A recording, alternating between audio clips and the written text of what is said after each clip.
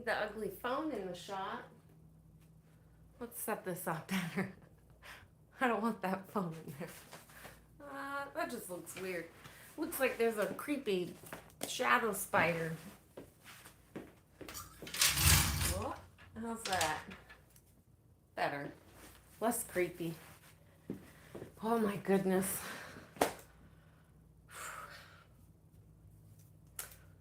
I don't know if I like this setup here at all, but it is what it is. Super, super awkward. I'm in an undisclosed location. What up, Chuck? Oh, you wrote something. I want to remember to. Thanks for the reminder. I'm going to give you all a fair warning. Anybody rewatching this, anybody preparing to watch this now,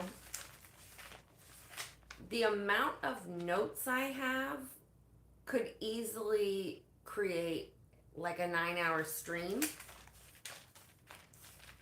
I'm going to do the best I can. What up, Vince? Oh, gosh. Vince Tower Painter. Okay. Hi, and Lily, what up? Ariel, Daniel Berry Sports Highlights. I can never look at it when I say it. I have to look away and recall it. What's up? What's up? Hello, FU. I think you were on the stream the whole time. I was saying, oh, they left. Thank you. Hi, August and Haggis. All right. Oh, wait. Let's put this on live chat. Ready for the update? I'm going to try to skip over the irrelevant, Your Honor stuff. But I thought, oh, I should read through this before I go live and then kind of get my thoughts to summarize it. Not possible. I'm like really having having a situation with this angle and the camera and all that. What up, Cheddar? Will's hoodie, what up? No, it's not that you need to shorten your name, Vincent, necessarily. I mean, that's not why I was saying that. It's that I was confusing you possibly with another person. I really need to, like, wash my hair and take a shower and such. No, I showered this morning. I didn't wash my hair. So this could be a long stream. Vincent's here. There it is. All right. Oh, okay. Yeah. If you're able to and you're an alcohol drinker, this is definitely a stream you might want to drink for heavily. Hi, Cookie. Cookie, Cookie. I don't even know. I took a lot of Scribble Scrabble, but I don't even know where to start because I'm like, I know I did some chit chat about it 2 days ago, but I don't know where my notes are, like starting and stopping, because I didn't put freaking dates on things. So I put times, there's times, but no dates. The great angles. Yeah, if I had had a, whatever, the gimbal, that would have been better. At one point I was just like standing on that pole, reaching, and like my hand was shaking. But I like to get the shot that's not being got. Hi, Nicholas. Hi, Stan. Hi, Mizzy. Okay, I'm going to miss chats. I'm going to take periodic breaks. But I just feel like to wrap it all up and to add to yesterday, because I know Dodge was in and out, and also I had a few things there's things throughout that I found like interesting. I don't know what day this is. It was either yesterday or the day before. This is the best I could do right now. I'm fairly certain it was yesterday morning, but I didn't put a fucking date on it. So at this point, gosh, I could be full of total shit. Where's Dodge?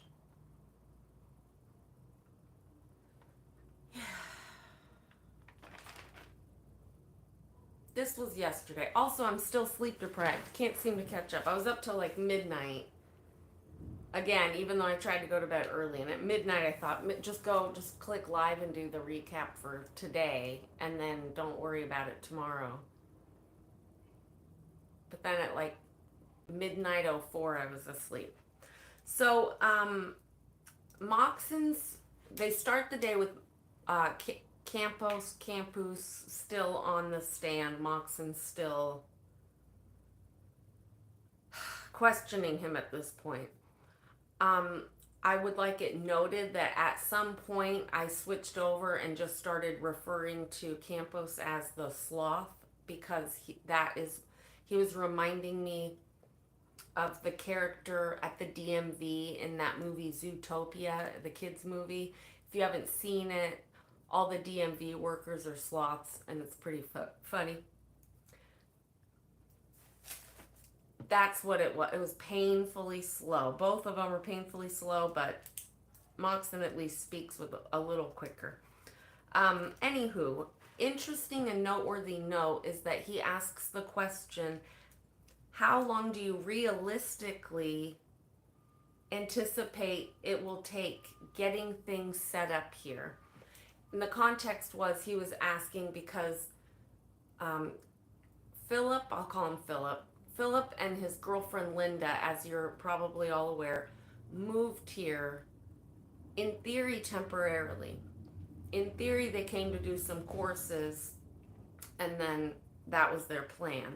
So they had originally planned, as per both their testimonies, Linda and Philip, they had planned on being here for a few months. And this is also really important, I think. It's not something that could have been highlighted in this court situation, but the mere fact that it got out and is in court record is pretty cool. They moved here for a few months to finish courses, and now they're not sure how long they'll be here.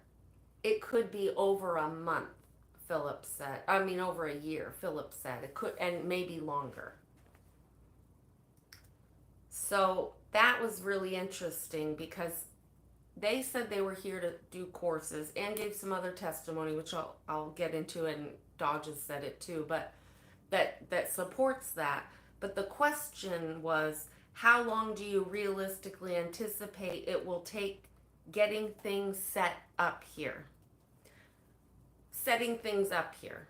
Now, that might have just been a poorly written question for how long until you finish your courses.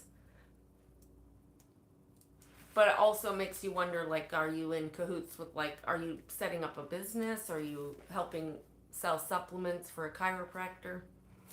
But it was just interesting language. I'm not going to get into this much detail for every question and everything that's said and done. Well, I'm going to try not to.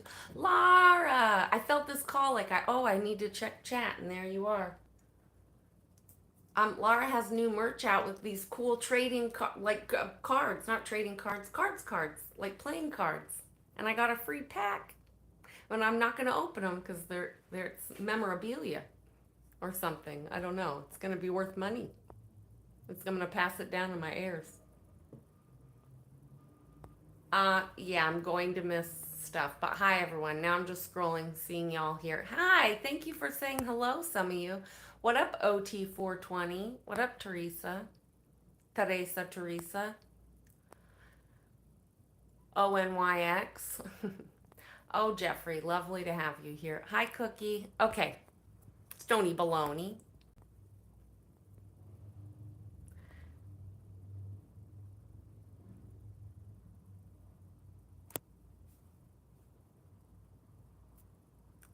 Stony Baloney, that's a great question. This is going to be a 12-hour stream. So, for those listening on the podcast, Danny's mission, okay, Stony Baloney writes in and says, his Danny mission failed, so does he stay indefinitely or do they send him somewhere else? He's a public Scientologist, so he's here to take the courses and such, but he did testify that that I don't know what I'll do if I don't get this restraining order. I might have to move home, which may be in notes from days prior and it may be ahead of us. But what I will say is he said that he would maybe go home or he might have to. Then Linda, his girlfriend comes on the stand. This is not to mock her natural state. I just, if it were a Scientology training on how she should be or something, she was very unnaturally jovial in her facial situation. So it was, I can't do it. Now I can see it on camera. But not natural. She was cheery and smiley. She smiled at me in the hallway like a normal smile. But then when she was on the stand, and it could have been nerves, but she did this very, very unnatural smiling when she was speaking. And so I make that comment because it could have been a Scientology training. I'm not going to open them and play solitaire. Well, maybe I will, or I might. Sneak a spot, what up? We don't know. I don't know where he is on the bridge. That's a great question. Internet sleuths, do your job. So they're going back and forth. He's still on the stand. I don't know. Again, I might have already told this, but we're just doing the full recap. This is day 1. I think we got it all out. And I only had 1 page. I think that's all with Dodge and other DOA's stream and Danny's, obviously. So anyway, if I already stated this, go for it. Yeah, I think I missed my calling in life. I think I need to become a courtroom sketch artist for sure. He had a big clear silver bracelet. Oh, clear. So he's OT. Oh wait, clear is 3? Oh God. I am actually glad I don't remember all of this stuff. I try really hard to not retain too much of the process. Northwest Media, what's up? Okay. Moxon asks if he has, asks Philip if he has knowledge of the streams given by security to the cops of the incident on the March 9th, the scooter incident, the alleged scooter incident where Danny got run over. Hi, Danny. What up? Danny's dancing. Clears right before the OT levels. So is that 3 though? I don't know. Go clear and then you go into OT. I'm gonna already clear that from my brain. I don't want to know these things so much. I know as much as I need to when I need to. He asks if he has knowledge of the stream of the videos given by Scientology security to the cops. And Campos responds with, I have no idea. He had no idea what video was submitted to the police for the restraining order he put in for, and the complaint he made, which is just like, oh, what up, Palabra? Well, we're gonna be here through your lunch and maybe even dinner. Okay, so what I did put is at 9:25 to 9:45-ish yesterday, Moxon's at this point showing video to Philip via the YouTube. By the way, with ads, Christy, we don't talk shit about humans here, any of them. That's my general rule. But thanks for stopping by. Please stay in view if you'd like. No talking shit about other people. Even if it's, I agree with certain things, which I don't on your last comment, but even if I agree, I just don't want it. So they're watching YouTube together, which was a lovely sight, and the ads are popping up, which was just funny as heck, because I'm thinking, now with both parties, I'm like, y'all need to get premium for the courtroom, because the ads kept popping up, and it was just so funny to hear these ads on YouTube, and then the fact that Moxon loves to bring up that people are monetized. But anyway, at this point, Dorothy continues to teach Moxon how to internet. So she has to get up and go to the stand. And I did cover this yesterday a little, but she has to get up and go to the stand, show them how to brighten the screen, make the picture larger, remove the red line, from the YouTube at the bottom where you're rewinding, fast forwarding. She also helped him the day before adjust the speed so he could slow things down. But anyway, as she's teaching them, oh, there it is, a date, 10/3. That was yesterday, right? So again, in case you missed it yesterday, this is the moment Dorothy's standing up there teaching Moxon how to internet. And then also we've got Philip, covering his mouth and doing this thing and doing the talking thing. They were just both very uncomfortable with the whole YouTube situation. And then I wrote here, then I was reminded of something as a side note from yesterday, that something happened on that first day. Wait, yesterday was the third day, second day? I don't know, I'm mocking up my own calendar, but whatever, day prior to this one, what is it, the third? So the second, today's the fourth. You guys could do it. What up, Tiff?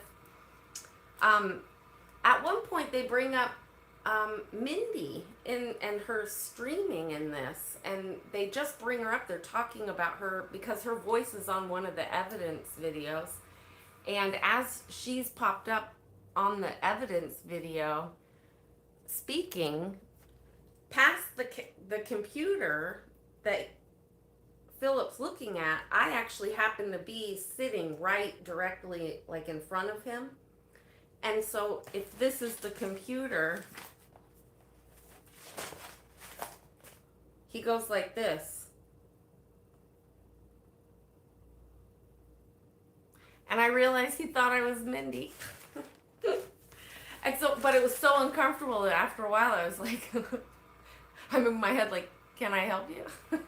But it was just so funny because he definitely was like, I'm pretty certain he thought I was Mindy. And then even this, for a moment, his eyes went like, you're right there. But he got a little like nervous about that.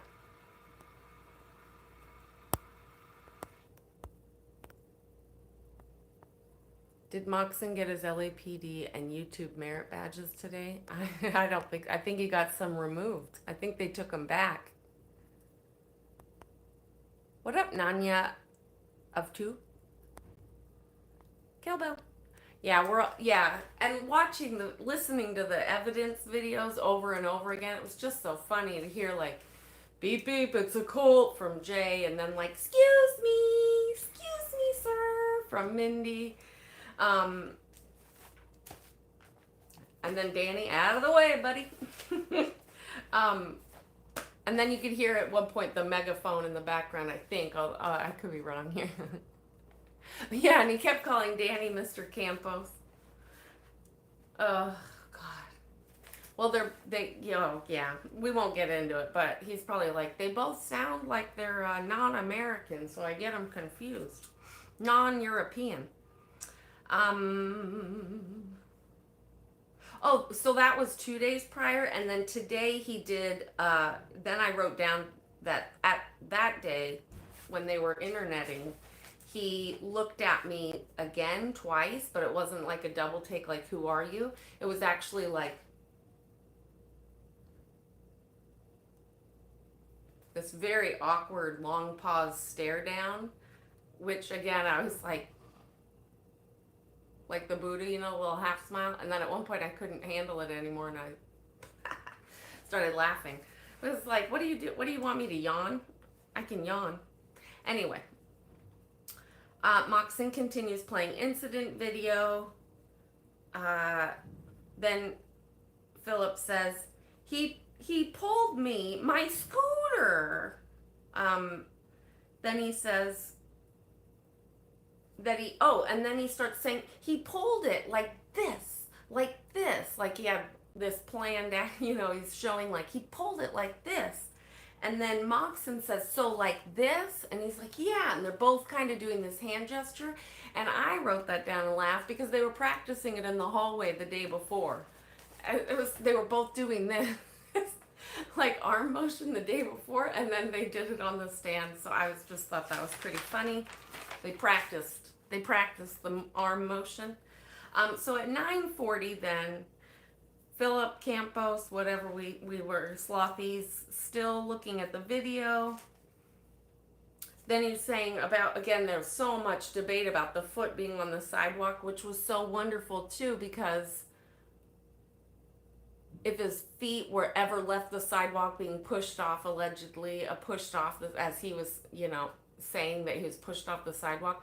What was great about that is that fast forward when the judge was giving an incredibly detailed play-by-play of why the holes in their argument were not going to work in court today.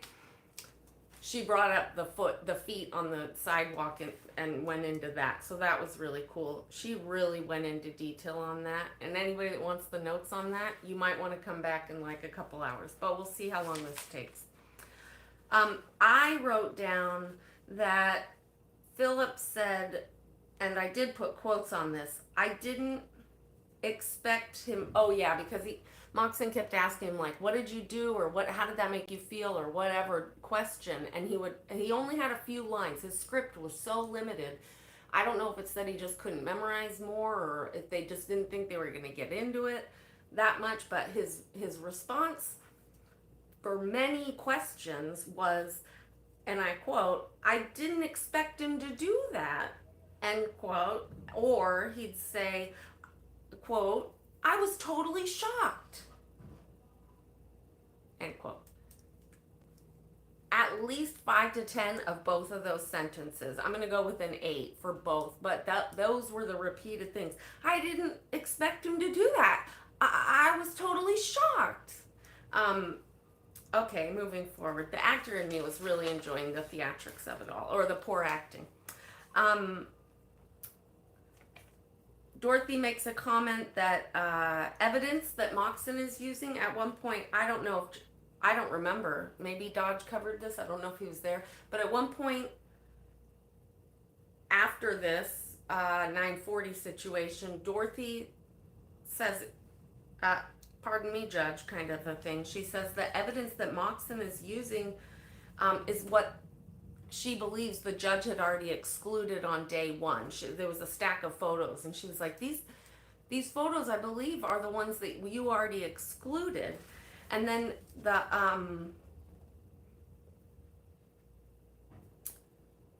judge says, okay, well, we're going to, one by one, every time you use a piece of evidence, Moxon, I need you to show it to counsel, opposing counsel.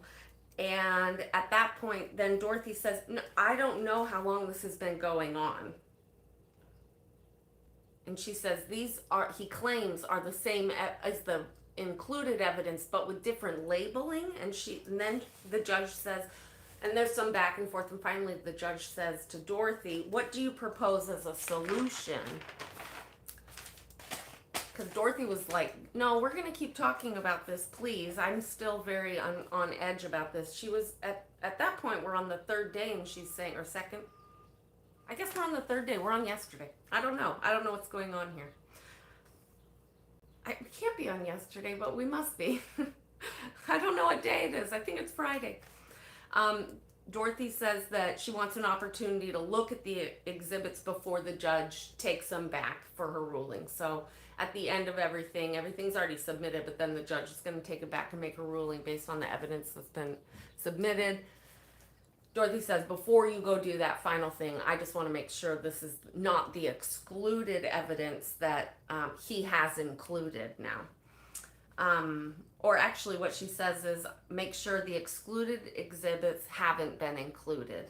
And at that point, the judge says, all right, you know what, we're going to go off record, and you two can discuss this and figure it out. So she takes a recess and leaves the courtroom, and they get up and they start having discussions about the evidence.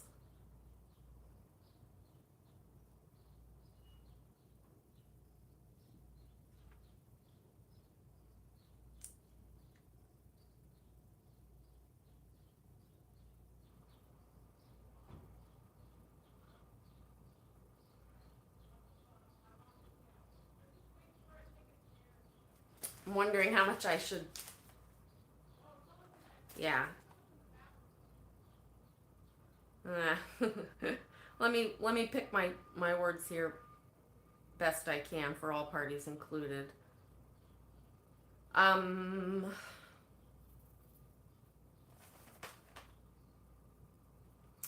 as the Moxon and Dorothy are up there talking about the evidence, I couldn't hear everything that was going on, but I will say that I heard Dorothy saying something like, "You did not file such and such. No, you did that electronically," and she says these were included day one. I don't know why they're being used. And then something else happened. Oh, no, they're not. I'm sorry. This is still while they're sitting there, but he says, wait a minute. No, this is the incident. Back up, forward, rewind, circle back. They are standing. Judge is out of the room. Moxon says to that, in response to Dorothy saying, these were excluded day one. I don't know why they're being used. Moxon says, she's making this up. And Dorothy very calmly and assertively, knowing that he's like, what in the exchange, again, I couldn't hear it all. His energy was very like, oh, I don't know, what do you call it?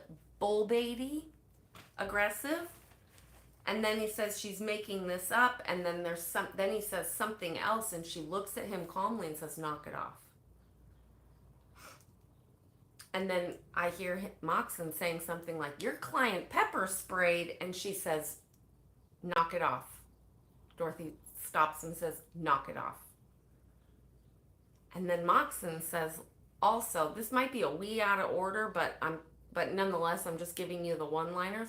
At one point, Moxon says to her, what, loud too, so everybody can hear it, he goes, what's wrong with you? What's wrong with you? Bull baity, bull baity, bull baity, what? Oh, that's where she said the second one. She goes, I said knock it off. I believe I may have also heard her say, I know what you're doing right now. I know what you're doing. Anywho, then the court clerk was like, can you both back off of my desk?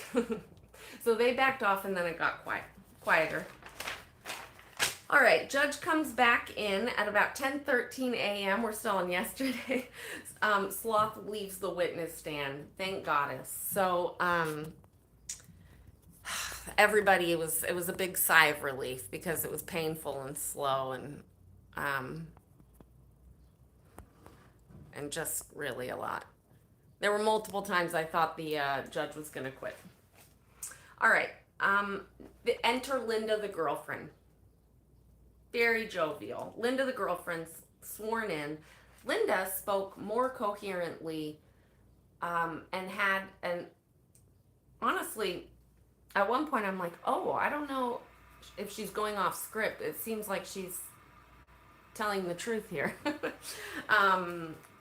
Bless her heart. There were a few times I was like, oh, bless. So she says that they lived together for 3 years. I wrote noticeably more energy and life. Very smiley.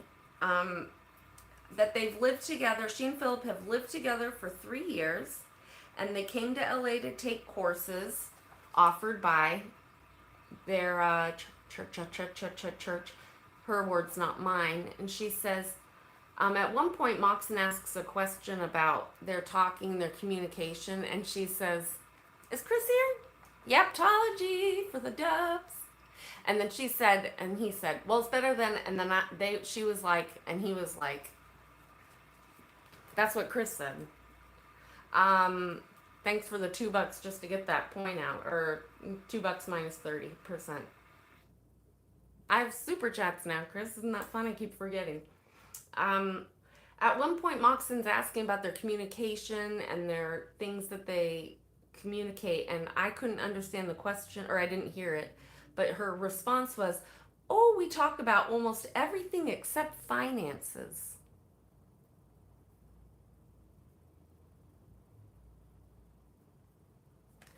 Now, why? One could speculate and ponder why or where they got the. Now, listen, I don't think that's an awful thing in a relationship, but if you're going to live together, it's like the number one thing that drives relationships apart. So, who's suggesting that they don't talk about finances? Because I'll tell you something else. She seems to be the one that's I'll tell you, she is the reason they're staying for maybe over a year or two. So who is who may have, in theory, given her the idea that don't discuss finances? I don't know, speculation station, but interesting concept, no? And then at some point, whatever question and I quote, she said this a couple times, he's a stand-up guy. And I thought, yeah, but you can't say that because he's in court saying he can't stand up without a fucking scooter. All right. She also let the court know that he is 5'7", 172 pounds. Philip is. So just in case you guys, I'm gonna do Timu Dodge on Monday. Best I can. I'm very excited about it. This is my Kelly Dodge, long ass Yaptology, no Timu. So he's 5'7", 172 pounds, in case you wanted to know. She let us know that there was an incident in the past that he was feeling really ill one day and he went to the hospital. And that's noteworthy because the day prior he testified that he doesn't go to hospitals and I don't go there, I don't trust him, which is why he didn't have any proof of his and I quote, medical term here, twisted back from the scooter incident when he couldn't stand up guy.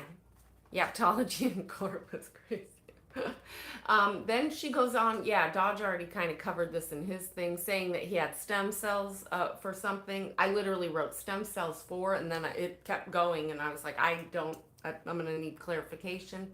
Yeah, the thing about his bone foot problem, so he couldn't be in the armed forces for Vietnam or something like this. Tink, wonderful to have you here. I told you already.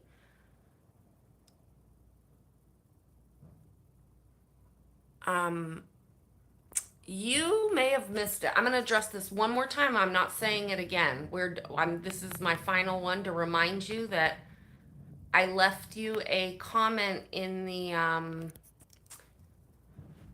I left you a very long, detailed comment in some video that you commented on. I responded. So you're going to have to go through your notifications. It's the little bell on the YouTube at the top of the YouTube next to your profile and search for it. It was weeks ago. I will restate just because it's public, just because I want to get it done. I told you I'm done with it. I'm done with this. But I also don't you wonder why you're not blocked? I could just block you. I haven't blocked you, but I did write you a long, sincere message.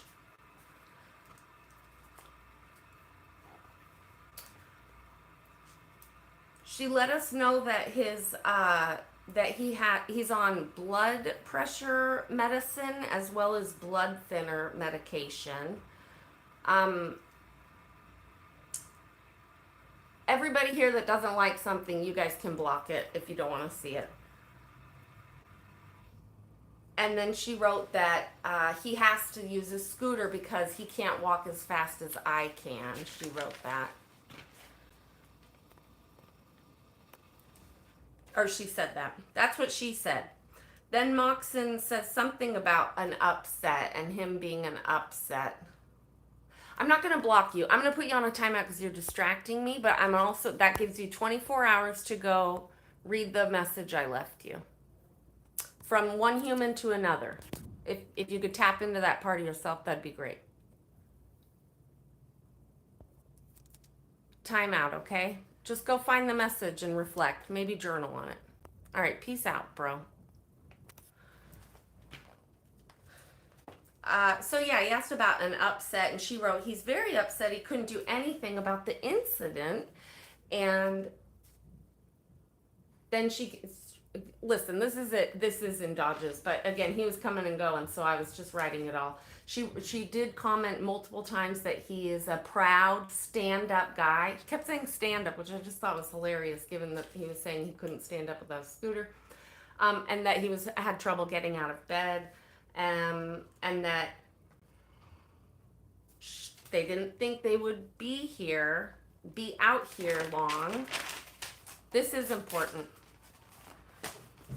He was having trouble getting out of bed, and then she says, we just have a mattress on the floor.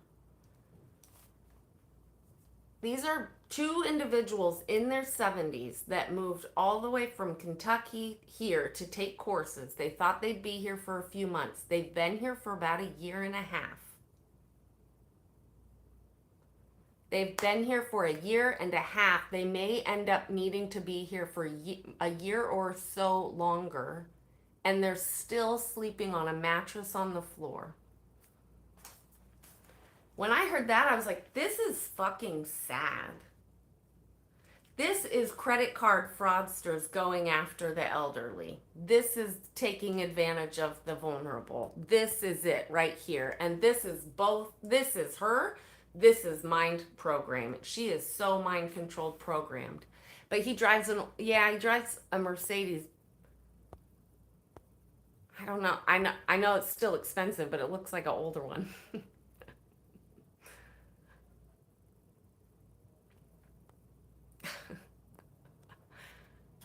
And maybe they're borrowing it. I don't know why they're here in the sense that they may have to stay even longer. AZ Crimson, thanks. Oh, thank you. Thank you for being here. They're paying crappy accommodation, and yeah, I know. They're probably paying at the whatever hotel, Fountain Hotel or something. He moved here and then changed it to visiting. Oh, I didn't catch that. Campos claims to have been wanting to move here and then just visiting. So this all of everything. Oh yeah, by the way, everything said in a court of law, according to them, might be bullshit. Who knows? German mechanics are not cheap. You mean mechanics for German cars or German mechanics? I know, he was bumming smokes. He must have forgot his poor fella. So yeah, he was struggling to get out of bed because he was on the fucking ground. And then she said again, he's a proud man. I know Dodge already covers this. Dodge did cover this. Yep, she's the one that dropped the truth bomb. He goes to church every day, even though he was claiming that he was being held from my church, which I think we got 22 on record, and there were definitely more. My church. Okay. Moxon asks if it caused emotional upset, to which she says yes, basically. She also said that he was using that crosswalk in the the second incident that they submitted as evidence, which was just like the worst thing they could have entered. That it's the only crosswalk, and that's not true because there's one on Catalina and Fountain right there. I mean, that crosses right there, so it's not the only crosswalk. And there's one, I'm sorry, Catalina and Fountain, and then there's the one right in front of what I call the Scientology Airbnb, the little hotel next to the parking structure. So that was not true. That's not the only crosswalk. Perjury, Your Honor, in a court of law.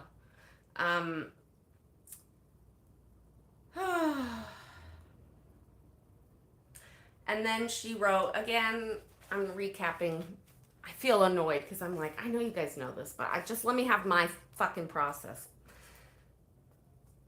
She said, and I quote, that they, and I quote, talked about going home, but he knows how important me finishing my coursework is. And then Moxon asks,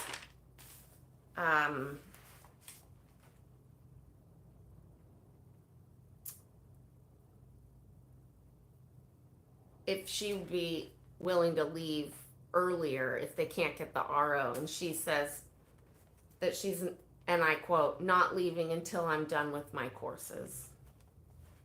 But she said it with like very sincere conviction, and she was telling the truth on that one. They're just gonna bleed those two dry. It's really, really sad. I mean, it's sad in the big picture. I don't have a whole lot of sympathy for either of them right now.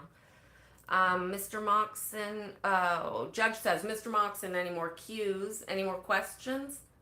And then, okay, all right. Linda's on the witness stand. He's finishing his questions. The judge says, all right, Mr. Moxon, any more questions? To which Moxon replies, as any lawyer would when they're trying to dismiss a witness from the stand, no, Your Honor, we rest.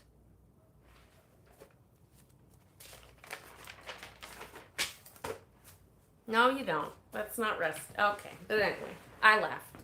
Dannytology starts at 10:30. Danny takes the stand. I know Dodge went into this, so I am going to go through some of this and pull out what he already said. Or what Danny said, or DOA, or anybody else that was there that already talked about this. But unfortunately, I only got Dodge's recap real quick yesterday, and that's about it. Mostly because I was trying to see what holes I could fill, what gaps, but then now I don't totally remember it all. Chat amongst yourselves. Noteworthy notes. Danny's composure, I said this last night, he was so calm and collected, but so true. You know, his responses had so much truth behind it and so simple and true.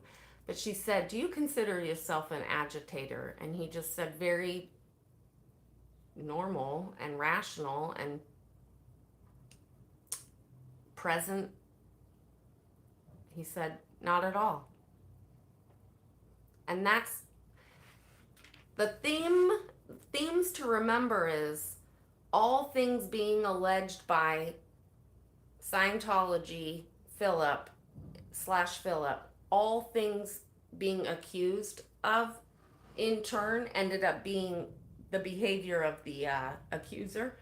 And that's why the judge ruling was so in depth, because she literally called out everything and put it right back and said, the court sees this from your behavior, sir, not this guy's, which was really amazing. Dodge didn't get into detail yesterday. Well, he did give some of the details and quotes.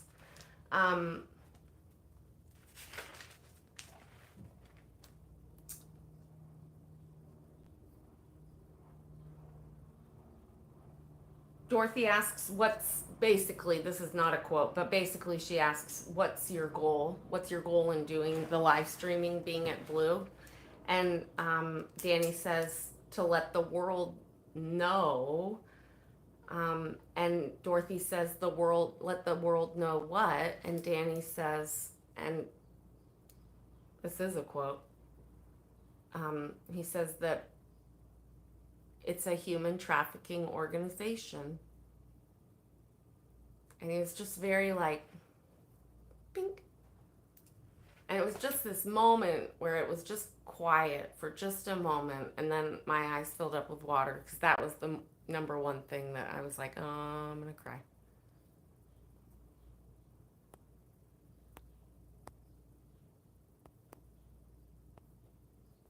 Remember the universal sign. Help me out in chat if I missed something really blatant, one of these.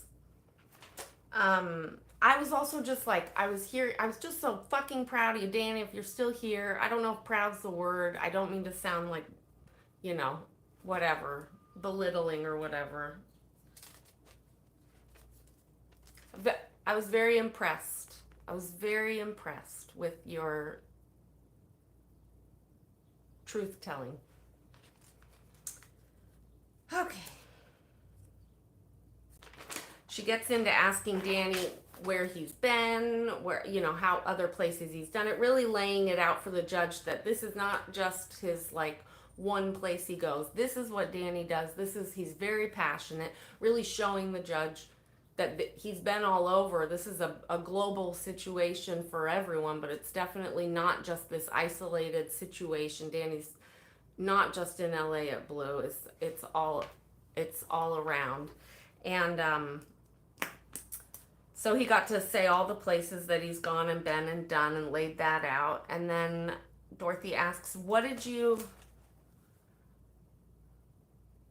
Oh God, my handwriting. What did you look up to bring you?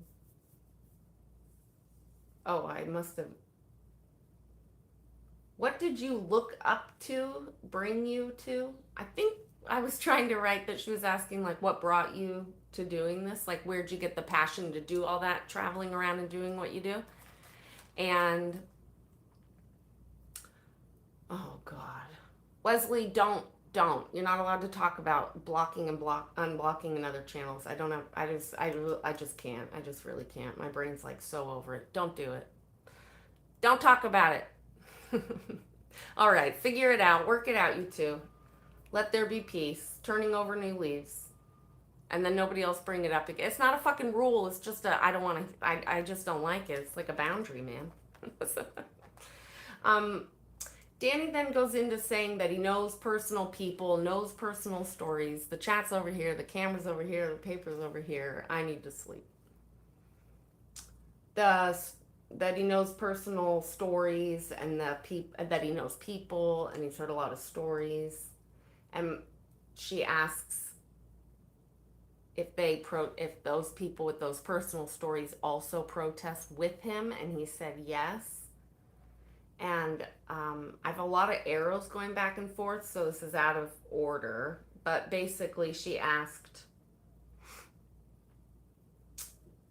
again, I don't know what she asked, but at some point, Danny says that they want to let people know what's happening inside closed doors, which was another little mic drop. Then Dorothy's going into the jail thing, so now she's laying the story out for the judge to really understand the actual ramifications of him doing this work and speaking out, and the legal, not just the RO, but Jerry, I don't have time. Behave or be out, please, for God's sakes. Then they get into the jail situation. The judge is able to hear the length of time that he was in one space, the length of time he was in jail, the length of time he was waiting at the courthouse, 4 a.m. to like 7 p.m., asking about being actually arrested, put in the car, driven to the park. Danny says he was at the park, he got searched again, and she says, did they ever tell you, what you were being arrested for? Danny says, they didn't tell me. They took me to the park, then jail, and that he only saw that it was attempted robbery later when he got the paperwork. Then Danny had a chance to also bring in real medical evidence, and discuss that once he got to the, I wrote it down somewhere, wherever he went. Where the hell did you go, Danny? He had to tell them, hey, my ankle's really hurting here, and so he was able to get some medical attention, which would be in document.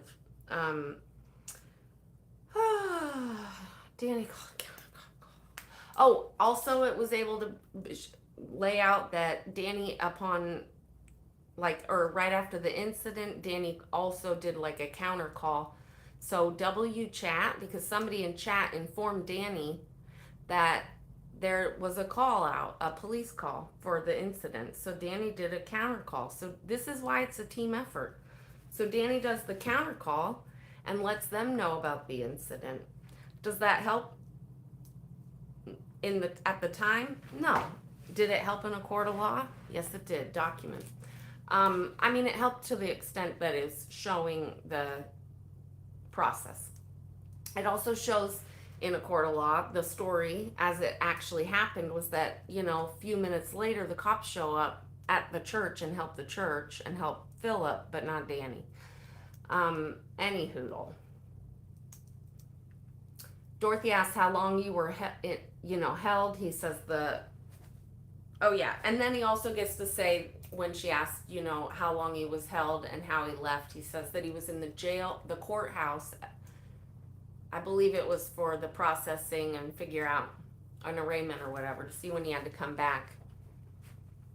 He says that he was held there from 4 a.m. to 7 p.m. This isn't in my notes, so I hope I'm correct. And that he was released with all charges dropped, which was a big deal. So again, if the DA doesn't see any criminal activity, then how the fuck are you gonna bring it up in court and call it criminal activity? Whatever. Did you ever find out what you were arrested for? He says again, no, not until I got the restraining order paperwork. And W live stream, this is why live streaming saves lives, because he was able to go back through the live stream and the day of, and that's when he knew who Philip was and what the incident was. Because again, I believe it said thievery, so he was being arrested for attempted robbery or some shit. So he was like, attempted robbery? What the fuck is that? Well, he had to go back through and look through the live stream, which he could do, and then he was able to identify who this Philip was and what was actually happening here. Thank you all for behaving and chatting with one another. Okay, so yes, blah, blah, blah. Then she gets into the actual incident date, and then Danny's able to tell his side of the story of what happened, where my scooter was coming towards him, and he was able to push it to the side after it had already made contact with his body, pinning his foot to the tree. I didn't get to see that footage. I still haven't really seen it, so I'm just listening to them talk about the tree and the roots and the foot and the pinning and the scooter and the feet and have you seen that foot and that foot? And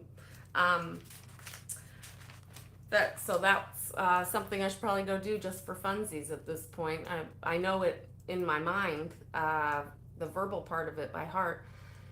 Dorothy also asked him this, were you injured? He says yes. So that's where he goes, he says he got treatment at the detention center. And they just gave him pain meds. So whatever they're allowed to give. Aspirin, Tylenol, ibuprofen. Did anyone try to show the cops your stream on the day of the incident when they showed up? And Danny got to say yes, they didn't want it, and they threatened to pepper spray people. What up, crackhead Kenny? Was a PPA? I don't know. People answer each other. Danny's in here, maybe, possibly. He can answer questions. And if I get something wrong, I hope he clarifies for the record. So yeah, he was able to say, no, the cops showed up. We know because of the other testimony that Philip did, that the cops were there and, talked to the security there and helped him, drove him to the park, etc., etc. What up, DT? And the cops saw that footage, but the cops the live stream was trying to show the police the footage of the incident that was being played in court that ended up being the reason there was no cause for a RO, because it was all documented what happened, but the cops didn't look at it. So and again, for whatever reason, that wasn't the incident in question at the time. It was an alleged robbery. All right, Danny, I don't remember what Dorothy asked, but they had just gone through all of that for her to ask him some question that his response was that it was mentally exhausting. The whole experience was mentally exhausting.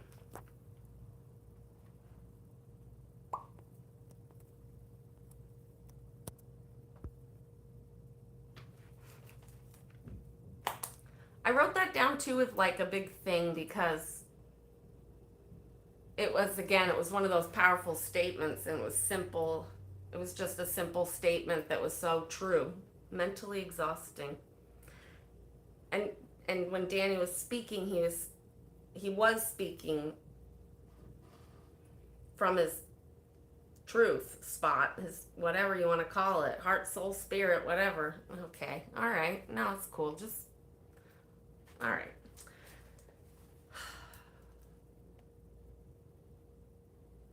It was easy to empathize with him in that moment. Anybody could because of how real it was. AKA the judge, who was like a couple feet away. Dorothy said, was it frightening being in jail and such? And he said yes. Truth. It was true. 10:50. 10:50 a.m. So then they go in and they start going through painfully detailed back and forth about the video. Dorothy's showing Danny the video. Oh, really cool things that came out of that video was that the clip had, I believe it was Mindy saying, calling calling Philip, it's one of their spies. One of their spies is back, and also referring to him as the dude, one of their spies. At that moment, okay, so that's why I wrote all this down. So they're all up there doing that. Moxon's back watching it with, he's behind Danny. Danny's watching it in the witness stand. Dorothy's next to him and the judge. They're all watching this footage going over and over it. And as it's playing, I'm looking at Philip, who's sitting there like slowly over like the course of a few minutes, like curling into I wrote, Campos begins curling into himself. I observed turtle head back into its shell. But it was like this, and then it got uncomfortably like very retreated, and then his face did the thing where it gets red, but then his whole head, and he was literally retreated like a turtle. And then he started doing this weird thing with his fingers as he was like that on the table. Again, some of his behaviors, I can't tell if it's, I just don't know what's going on sometimes. I don't know if it's a soothing thing, a training, Scientology thing, if it's, I don't know. I just don't know what was happening there. And then I was tapping, tap, tap, tap, tap, tapping. But again, the way his fingers were moving and then tapping, I wrote it down, and because we tap or do something when we're nervous, but I don't know. Was he touch assisting the table? I don't know. The whole thing. Okay.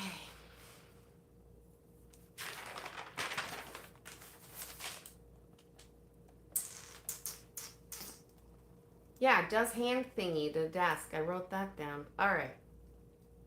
He also did another thing during that exchange when he was getting uncomfortable, where he started pinching his cheek like this. And he was like pulling, not like he has like a beard but really short hair. It wasn't like he was pulling the hair. He was like pinching his cheek like this though. Maybe. I don't know. I don't know what that was. I'm just telling you what I saw, my observations. And then, yeah, again, he would do this and this and this, but it was so... Remember, if you've ever seen the original Men in Black from whatever it was, the 90s or whatever, remember when the alien gets into the human body, the shell, and he's all like unable, he just can't really, that's what it felt like.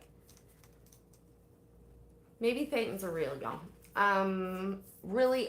Other things I wrote down as quotes from the video. Again, we weren't able to watch it. We could only hear.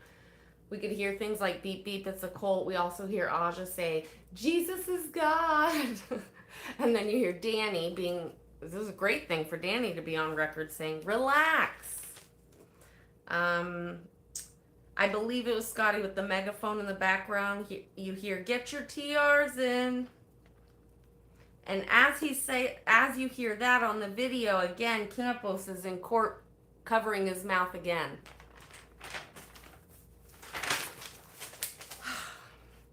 I also noticed Dorothy pronounces his name different than I had heard it prior. She pronounces it more Campus. Worth noting. Also notable, memorable quotes that I heard through the evidence submitted was Laura saying, "Go take a psychiatric pill called Xanax," which was funny.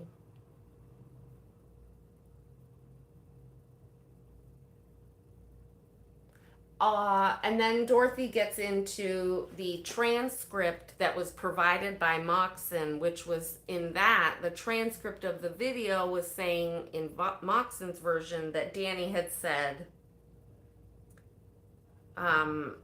something that was under debate, and the judge brought it up today. But I believe, oh yeah, so Dorothy says, you hear a person say, he tried to run him over, and what did you say to that?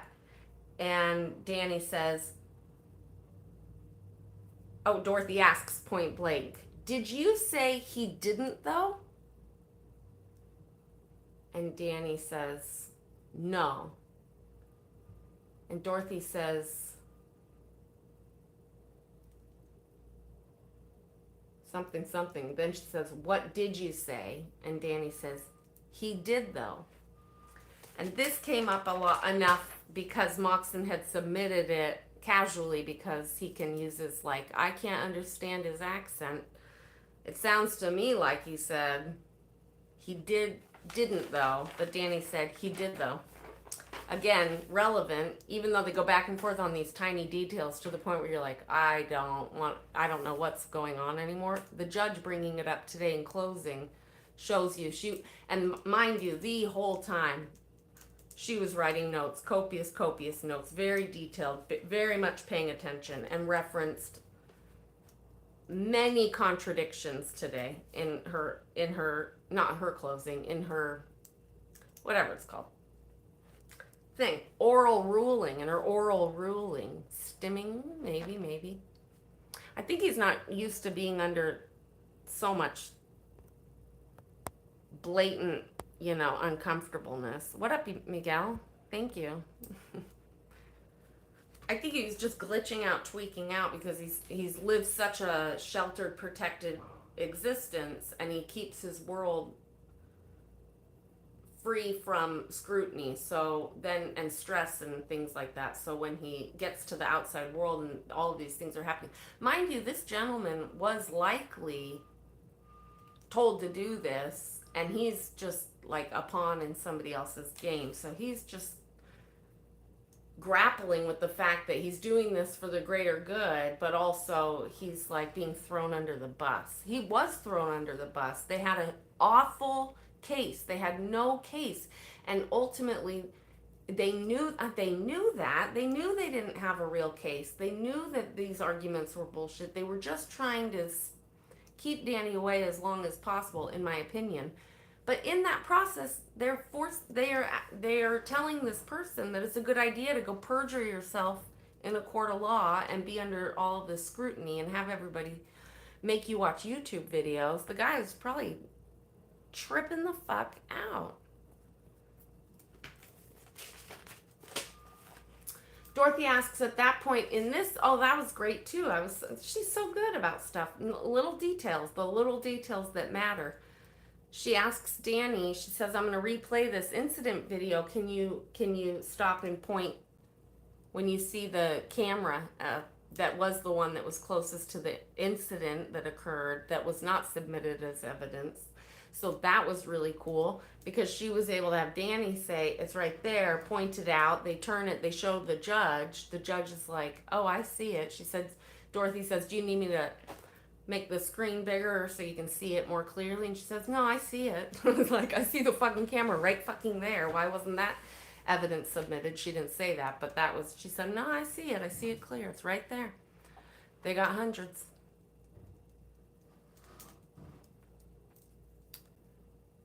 He didn't know what evidence was submitted. He didn't know what videos were submitted. He didn't know the third incident was even brought in. Whatever. Okay, moving on. Poor dear.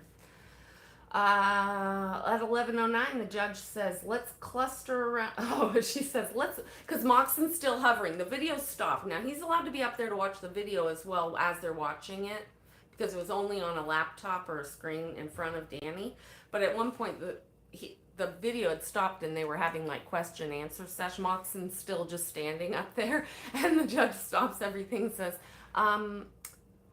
let's cluster around the witness when necessary during a video. And I wrote Charlie Brown, Moxon Charlie Brown walks back, da, da, da, and he like walks back, and then immediately Dorothy says that she's going to show another video, and then she says, Moxon, you can come back up. And then he has to get back up and go over there. I just thought it was interesting. The timing was great. Just wait. I'm not saying she did it intentionally. I'm just saying that he walked all the way back and sat down, and then he had to get back up and go. All right. Then they went through it all slow-mo. Here's what I wrote about that. It's all audible for me, right? It's not no visual. So I really had to embrace those moments. Now, having to re-listen to that many times, not just in one sitting, but different witnesses and everything, it really became like a theme sound for me in my head of Danny in slow-mo. Instead of saying, it was, ah, ah, ah, ah. Which might be only funny if you've been there and you're looping, you've got very limited material to laugh about. But I was just like, over time, I'm like, that's it. Ah. All right, moving on. I told you it's from my perspective, so these are the things that bring me joy. Dorothy says, did Campos cry out in pain? They're watching the incident again. Danny says, no. Dorothy says, were you the only one to cry out in pain? Danny says, yes. At 11:15, Dorothy shows Danny pictures. Now, I'm not going to go through all this. I don't know why I wrote it all down, but at this point, the point is, summary of all of this is that she's now going page by page, still by still, like frame by frame of the video, one by one, having Danny go through it all to identify different points that are part of the allegations, which you can identify. She's super impressive. Dorothy's super impressive.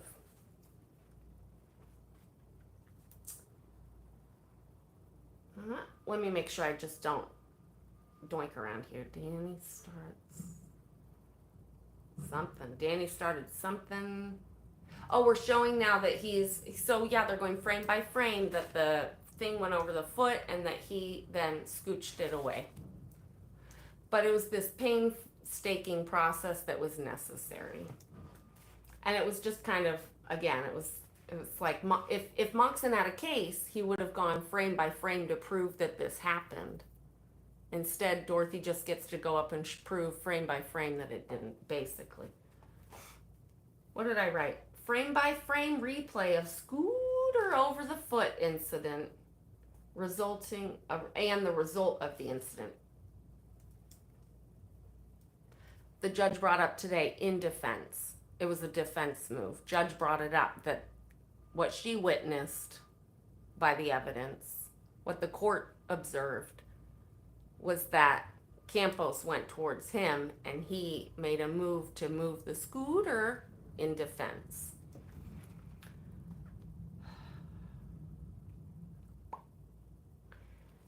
Apparently Dorothy asked questions about what Danny remembers. Oh yeah, I love it. This is Incompetence 101.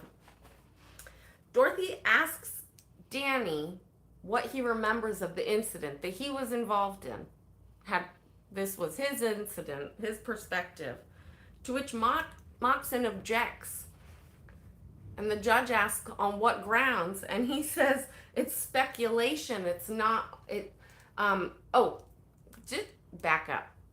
Important detail I fucked up.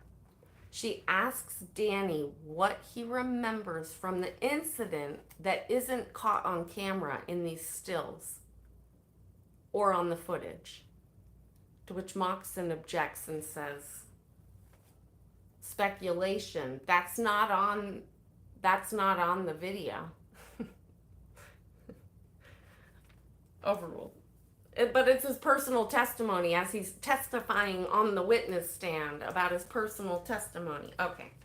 Again, some of this stuff, I don't, more frame by frame, more pictures. She went through how many stills in detail?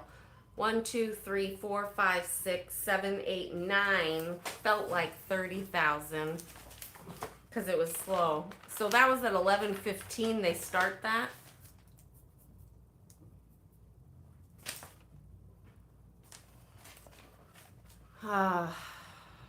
They go into the foot movement. They ask about the feet on the sidewalk. Dorothy asks point blank, did you move the scooter to harm Campos, Philip Campos? Danny says, not at all. Not at all. Very simple, very real. You can't make this shit up.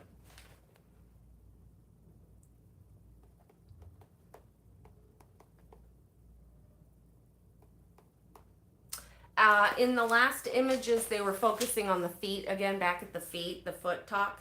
Lots of foot talk. On the sidewalk, not on the sidewalk. Again, if you remember from other people or myself, Campos at one point says, I think it was alleged in the paperwork as well, that he was pushed off the sidewalk. Then he kind of claims that then he says, actually, I don't think I ever said I was pushed off the sidewalk. I don't know if that's that he's changed his story or that he actually is like, is that what they wrote in the paper, in the RL stuff? I don't know. Welcome to the speculation station. So that was interesting. It made it, I really don't know. I don't know. Who knows? We'll never know. We can roll up to the speculation station. Okay, at this point, noteworthy note, the judge says basically to Dorothy that it would be helpful to move to the May 9th incident because this whole time they've been focusing on the March 9th, the scooter foot incident. What up, Ryan? And Dorothy says, I am. That's where I'm headed right now. But the point is, the judge isn't looking at the clock. She's now time managing. In that moment, I was like, she knows she's going to make sure this shit gets done today. So this was yesterday. I guess. I don't know what's going on. These must all be notes from yesterday. The point being, as we all know, the Scientology tactic to drag things on. She was going to keep shit on track. She was going to hear closing arguments, and they were going to be done with that shit yesterday. So at that point, she's now helping guide this thing in a process that gets it moving. So now they move to the second one, and then, oh yeah, that's what I wrote about the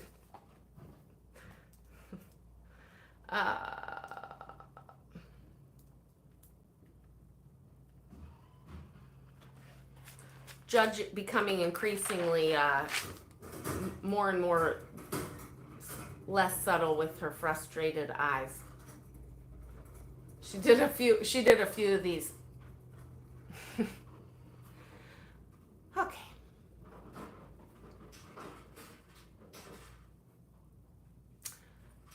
Questions about why streaming for 5 hours straight. And Danny basically says he wants people to know what they're into. That might not be a great quote. I might be wrong on that one.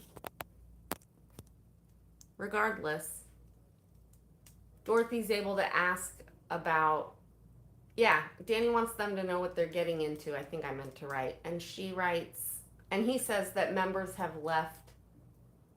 Nope, she says, have members left as a result of protesting? Danny said, yes. And he even had a moment of joy. That was the one. That was the second one. It made me tear up again. This is really bothering me.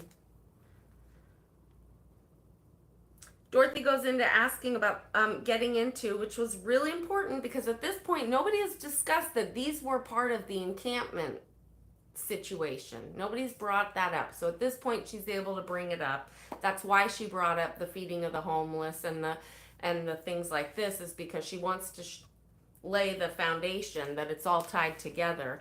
And she says, she's asking about the planned event. So she says,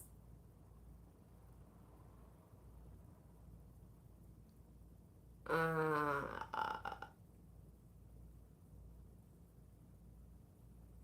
I have like missing parts I missed. It was a pro.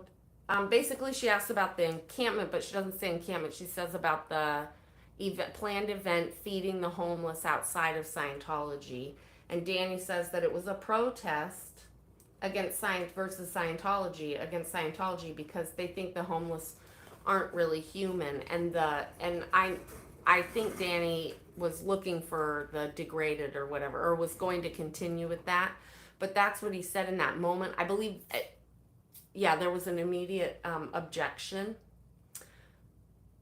But Campos burst out laughing. It was very awkward. Like, that's not what we think. And he just started laughing.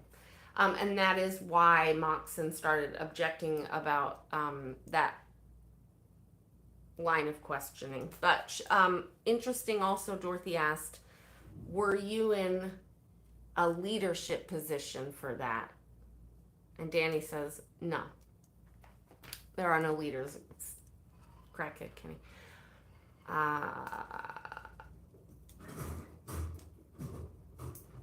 Then Danny is able to get into it more and explain that they're all individual protesters, individual streamers. Not a gang. Gang. Dorothy. Danny, she asked Danny, did you hear yourself being referred to as a gang or a mob? And Danny says, yes. Oh yeah, and then I wrote, loud ass indie protesters enter courtroom. I missed a whole chunk because a bunch of loud ass indie streamers came in and made a bunch of noise, rolling in and having taken their seat. I missed everything that was couldn't hear shit. And that is my note. It is in my notes. Loud ass indie streamers enter.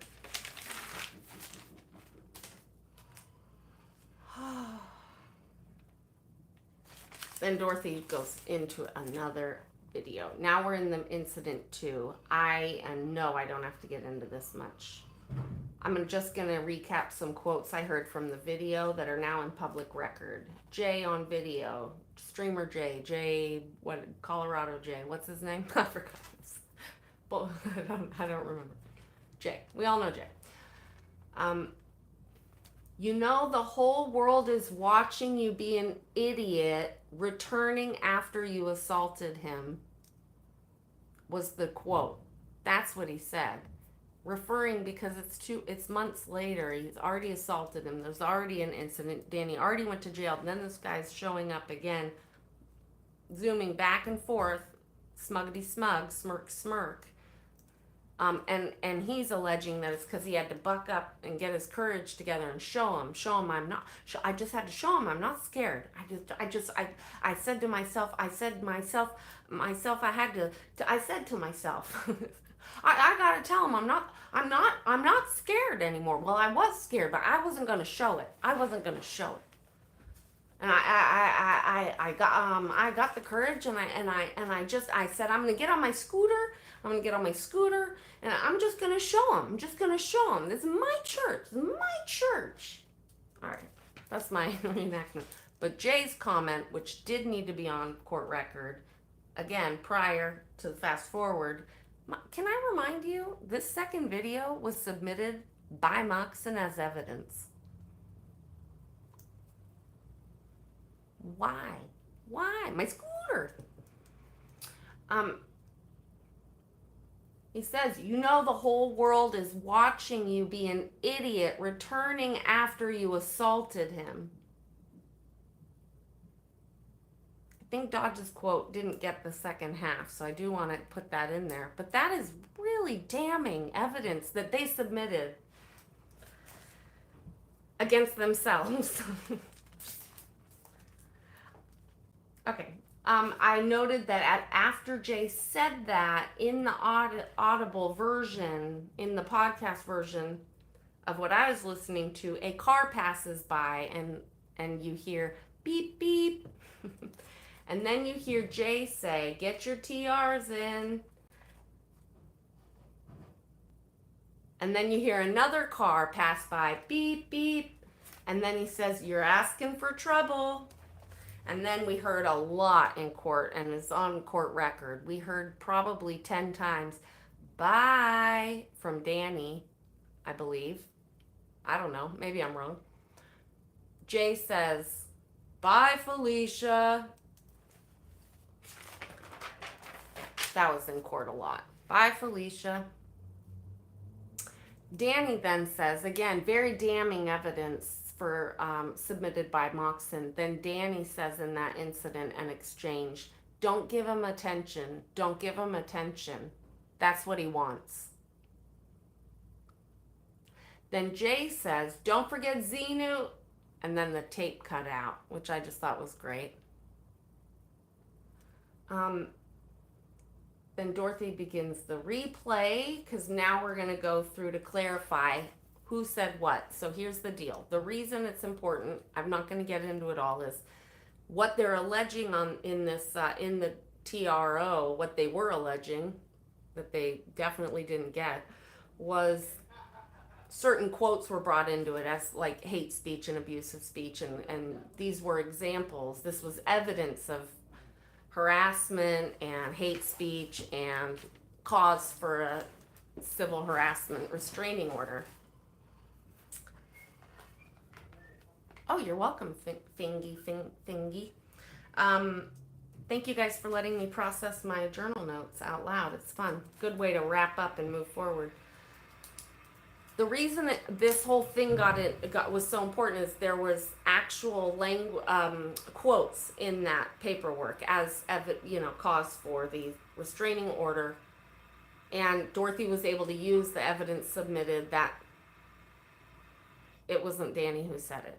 So now we go into a whole chunk back and forth where she's identifying sentence by sentence.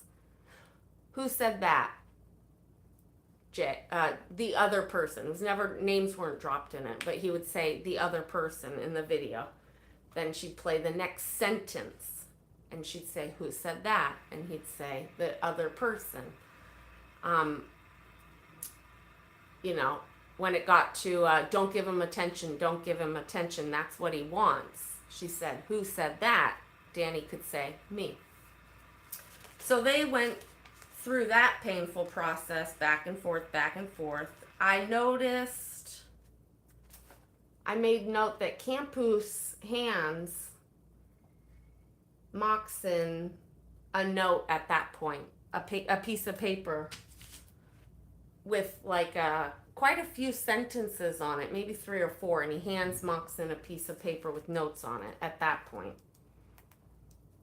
I don't know. I don't know what to tell you about that. That was my observation. Video continues. I have it as a quote. I'm not sure. I guess Danny must have said, "Campos continues circling a few feet away." Wait a minute.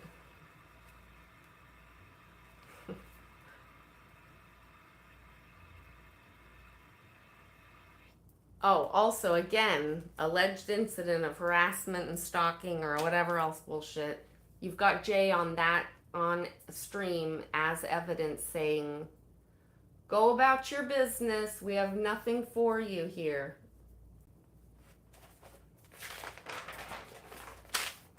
Dorothy explained it by saying, "Okay, we've got Campos. He's going back and forth, smirk, smirk, back and forth, smirk, smirk. Am I getting that right?" And Danny's like, "Yeah." Her theatrics were fun too. Dorothy asks, "Who just said the whole world is watching you be an idiot?" and Danny got to say the other guy. Okay.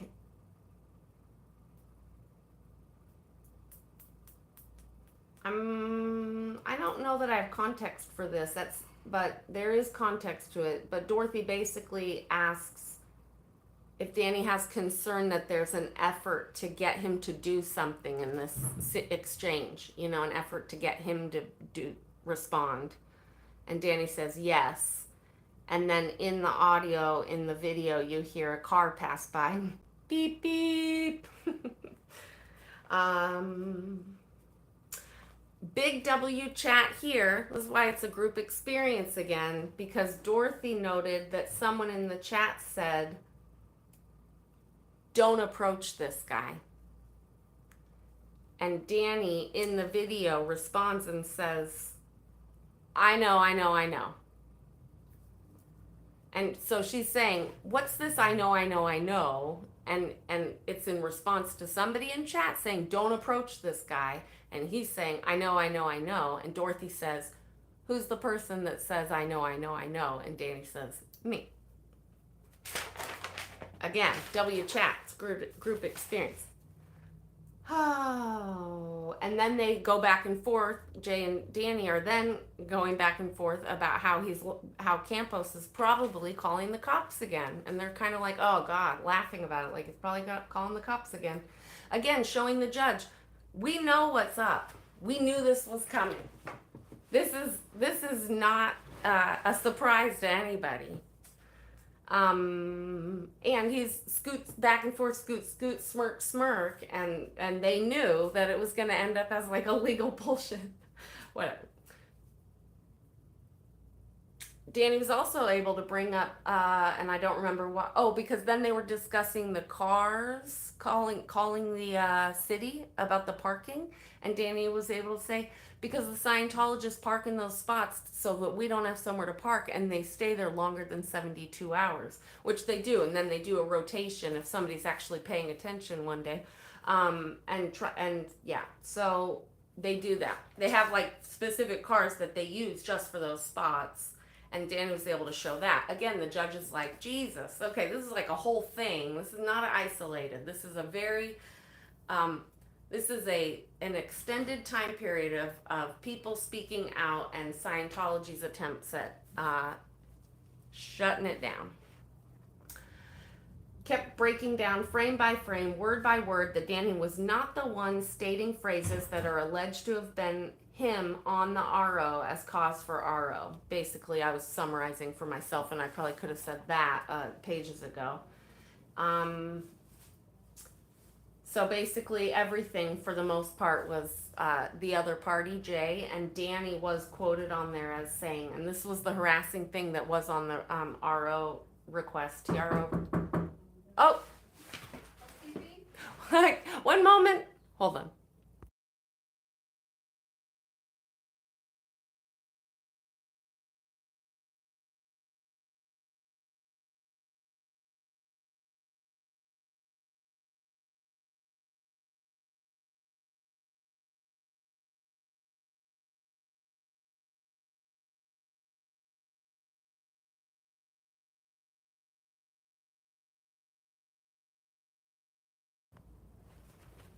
Thwaya. I've just learned. I think that might be how you say towel. I just needed one towel. All right. The one thing, yeah, it was. Did you hear housekeeping? The one thing that Danny was on record stating that was part of the other things on the request was keep on walking. Yep, it's that dumb. Okay, we're so close. I'm going to take a pause in just a minute. Oh yeah, then that's when she reenacts Scooter Guy going up and so he's up and down, back and forth, smirk, back and forth, smirk.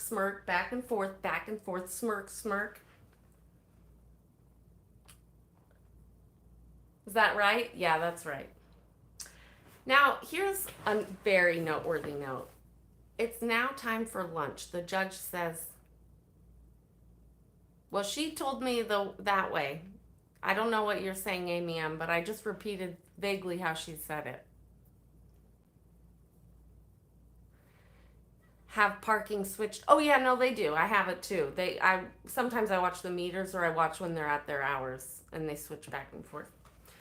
Oh, the AC is right here, but it just like so it's getting hot in here. Ready for this quote? Ready? I know. I almost said it to you as megaphone. You want me to fluff your pillow? The judge says it's time for lunch. Let's dot dot dot, and then she says we need to pack this up for the day. So we need to pack this up.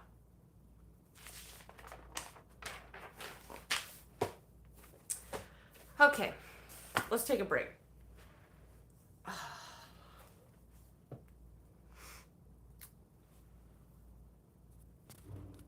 A few are returning from a secret meeting. Oh, I don't know what that means. I wish I could turn the AC on. Oh, I caught him walking fine as well a few times. I mean, he walks just like most Scientologists at that age.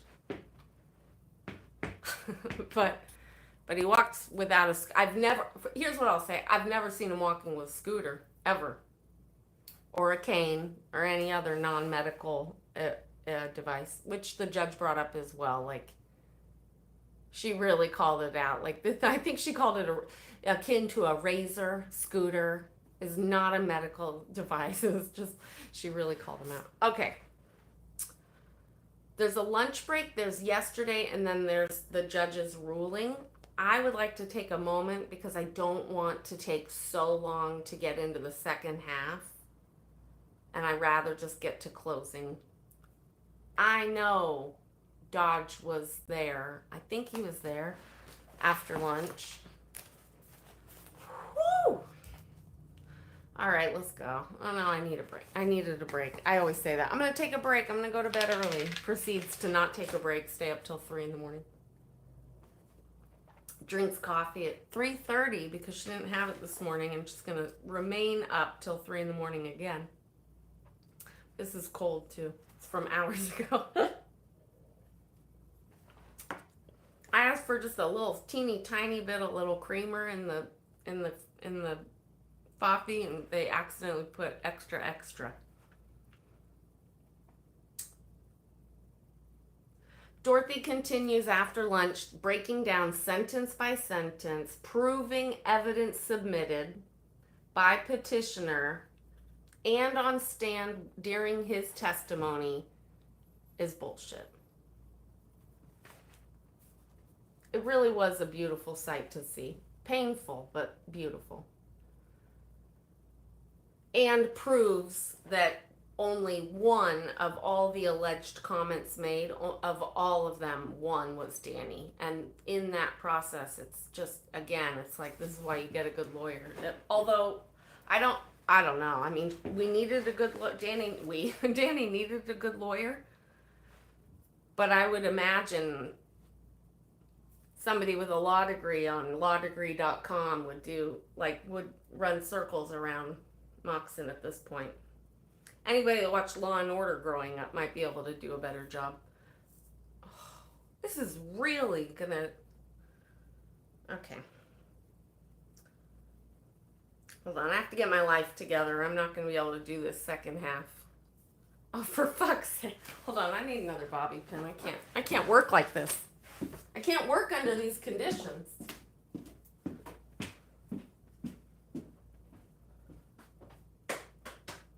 There it is.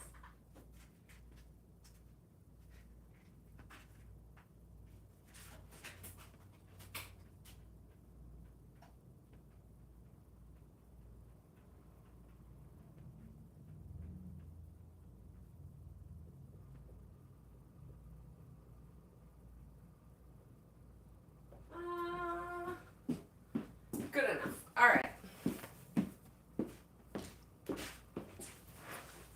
Where were we? Oh, yes. Painful trial. Where are we at here, folks?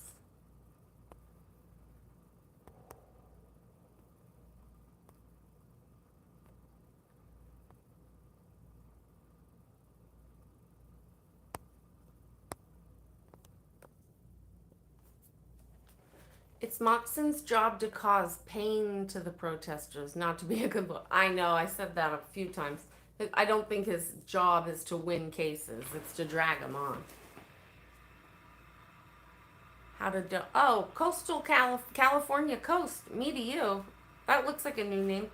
All my stuff is in the channel description, not my video. Thank you for asking. Also, have we met? Do I know you?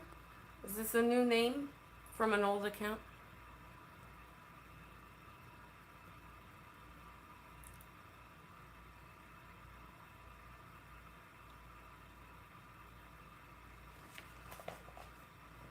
Okay. I've switched to a different pen at this point because I ran out of ink on my other one, and it was a brand new pen. It was a cheap pen, but nonetheless. All right. Again, another quote that was in the video evidence submitted was Jay saying, I'm mucking up my own reactive mind, and I'm not going to do it anymore. And again, I look at Campos, and the face up to the top of the head is bright red. I wrote and noted, which I've already stated, but at this point I write, Danny appears calm, confident, and present. 218, Moxon stares either, oh yeah, so when Moxon's up behind Danny and they're watching the video, who put the clip in? Moxon's behind, as you can see in my drawing. You saw the drawing. But when he's behind Danny watching the videos, again, just like before, he's looking past the screen. All the mammograms? How many mammograms did you guys take? I love it. I made a note that at 2:18,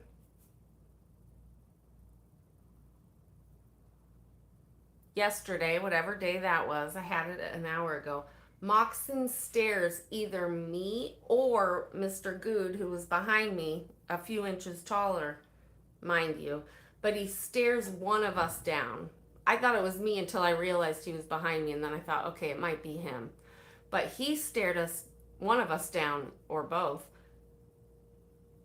Again, so annoyingly long that again I was like, and I started laughing. I tried to hold it together, but it's like, it's awkwardly funny to me. Not me awkward, the moment's not, he's awkward. But the weird stare downs from both of them at that point, but I know Philip was staring at me yesterday in a not so happy kind of way. Not a I think you're Mindy way. I can't help but wonder if I wondered if Moxon was staring at me because he realized I was the one the night before that told him he had a rough day at the office. I hope he had a good night. But I don't know. One can only speculate.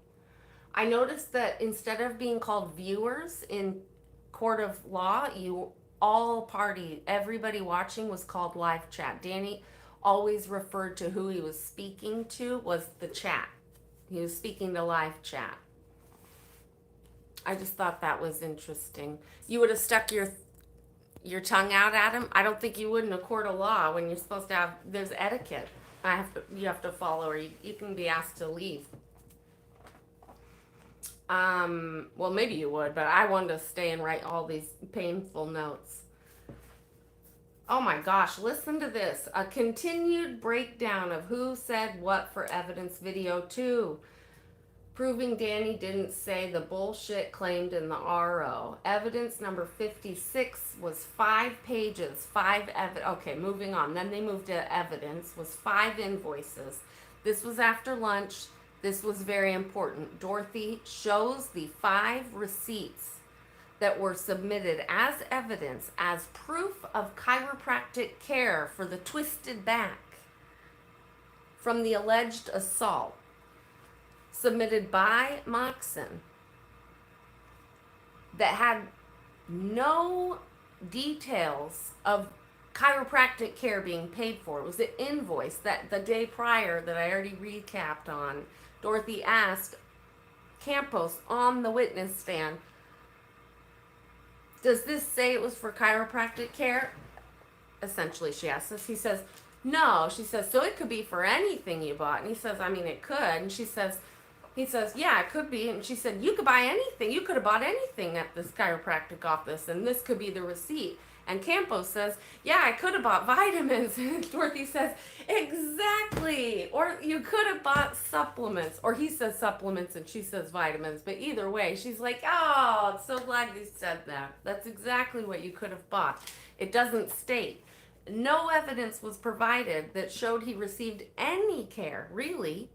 Nothing. That was all they had as proof of medical whatever. Anybody knows if you're going to go into court and claim medical anything, you got to show receipts, like real receipts. They showed 5 invoices, 5 separate purchases on 5 separate dates with no description of what was purchased. Now, yesterday, after the lunch break, she busts out evidence number 56, 5 pages,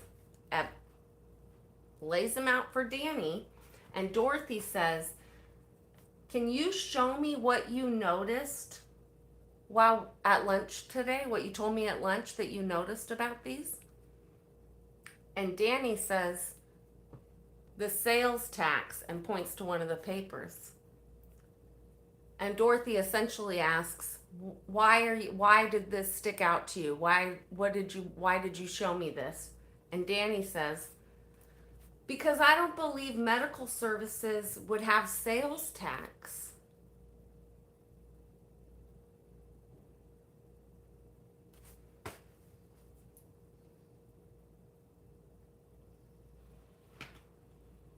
Big ass fucking W for Danny on that one. I don't know who tipped you off on that or if you got that on your own, but hello. It is a great point, especially when the day prior Campos was the one to slip out that he could have bought vitamins or supplements.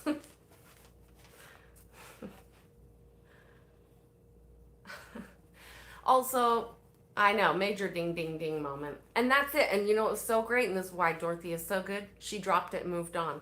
She didn't stop. I mean, she did stop. She's like, okay. I also made note that even after Moxon put in an objection, that it's not, what grounds was it? That the, I forgot the term he used. Whatever the term was that he used. He was asking that the court respect that it's the Church of Scientology, not Scientology, as co-counsel, as the opposing counsel keeps referring to it as. And no, it was something else about how it's not factual or something. It doesn't give doesn't state the facts. I don't remember.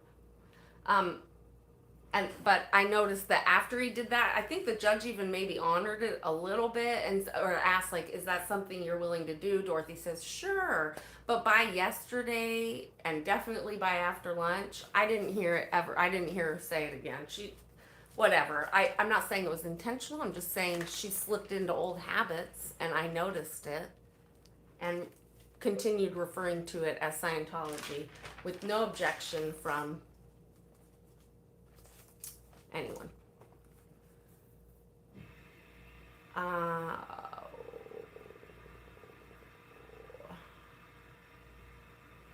During the receipt situation and or right after it was quick, but as he said that, as Danny said, I don't believe anything medical would have the sales tax. Oh my God, I always feel so bad for people who have to listen to me when I'm already talking fast, do it in like a 2-speed. Although I highly recommend it. It's a great way to get shit going, get through the shit. I noticed as he said that about the medical not needing sales tax, again, I look over and you see Philip's feet have become like flappy footology. Super, super I can't do it for you. I can't show you. This is all you get. Like freaking the motherfuck out. Tology.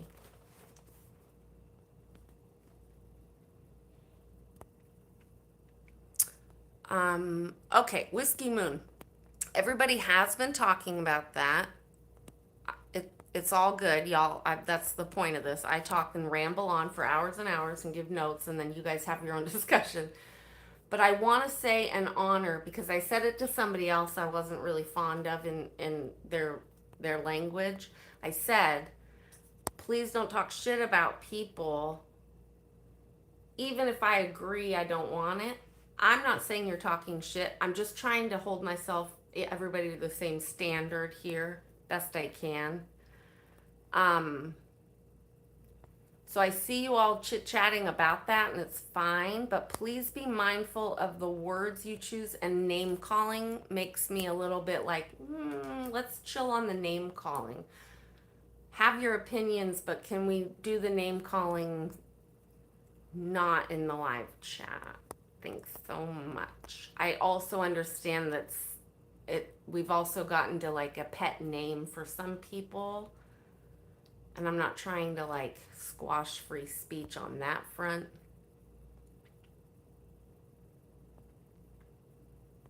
Also, part of me, I tried to watch, I think I got 3 minutes into it, the legal thing, the legals. I couldn't. I was really upset hearing just the first few sentences. I know that's when you need to turn on your ears more, not off, but it was really late. I didn't actually want to hear it. I wanted to go to bed last night, and it triggered me, so I turned it off, and I will not likely be back to watch it. I'm kind of done hearing from that perspective. It doesn't seem to be including other perspectives that makes me frustrated, but moving on. It's just whatever. I just don't have time for shit. All right.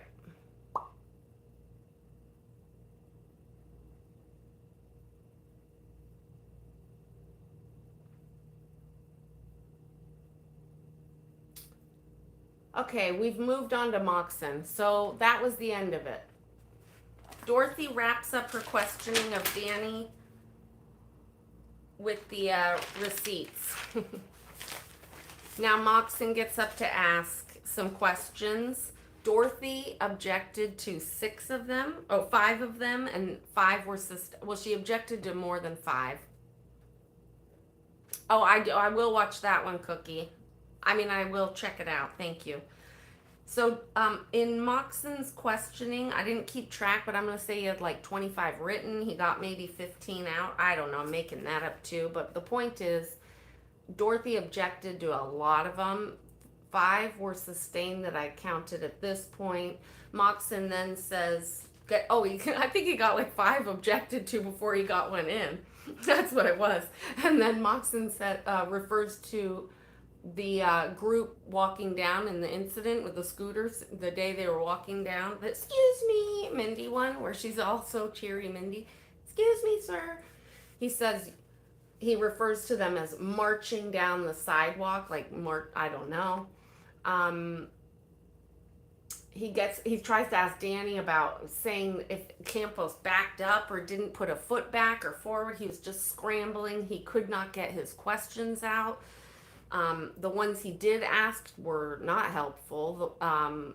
Dorothy was really on it with the objections. The guy was really not able to get a lot of his questions asked. Danny just clarifies in that he did not back up. Again, relevant because it got brought up with the judge today, getting into all the details, confirming as such that she wasn't buying any of it. It was just embarrassing for them. So at 2:34, Moxon pulls up Respondent Exhibit A. Moxon says, this is just me getting tired. Moxon says, Your Honor, I need to pull up this video. It will be really quick. And I wrote down the time, 2:34, because I wondered how quick Moxon could pull up a YouTube video. But then I forgot to write the time down when he started it. But I will tell you that he didn't get it done really quick. So then I lost track and already moved on to another thought. Anyway, as he continues, he's showing images. Um, he kept referring to these images as like somehow being able to show proof that Campos didn't roll over Danny's foot and wanted Danny to show certain things, and Danny was really cool and calm and collected, saying like, this is not enough for me. I think that went on repeatedly to where the judge finally said, you have to answer the question. And basically he could have just said, I don't know, but I don't. Uh-oh, Buffalo for no reason. I think the universe is like, pack it up, Kel, pack it up. At this point, I also had to note that Moxon repeatedly was calling Danny Mr. Campos, which was interesting. I genuinely couldn't tell if it was a tactic or if it was just like he really genuinely is just so unable to get off track with his mind. He was like so focused on interviewing the witness that he forgot that he was gonna have to like interview Danny. That's what it seemed like. His not interview, but his questioning for Danny was so ill prepared, and then the fact that he kept calling him Campos could have been deliberate, and it also could have been that he genuinely was like, the script in my head was for my witness. I forgot I had to do this other guy. Okay, anyway. Then and then out of nowhere, Timbuktu, like, whatever. Amateur Hourville, he brought in that Danny's now saying that Danny dragged the scooter over his own ankle. The brain cells, it's like you're just clinging on to your brain cells when he's bringing up these arguments. It's like you're really struggling to keep the intelligence within yourself high, because the line of questioning, the arguments, the phrasing, the incompetence, it starts taking away brain cells as you're in it too close and listening, and you're just like, hold on, don't go. It's really hard. So now we're arguing over some random ass shit that's not even been brought up for days, that Danny dragged a scooter over his ankle, and you feel like you're on the playground in elementary school. No, I dragged the scooter over my ankle. No, he didn't. He did this. No offense, Danny, but that's how it was feeling. They're getting into all these details about a fucking scooter, and back and forth, and he did it, and that, and it's my hurt. And then, mind you, neither one of these people ended up in the hospital. And the severity is that somebody ended up in jail for multiple days, Danny. That's why it's okay to go into it. But when I just felt like I needed the whistle, like I was like doing yard duty at the recess show. He was such a child for being such a grown man, you know? Alleged grown man. Satan forever living. Anyway, here's a great left field Timbuktu bullshit question that you're like, what is happening here? What tactics? Why? Out of nowhere, he asks, you've hurt bystanders while protesting, haven't you? Danny says, no. And then he says, what about Mr. Salty Eyes? I mean, Mr. Spicy Eyes. What about Mr. Spicy Eyes? He says it again, so chill.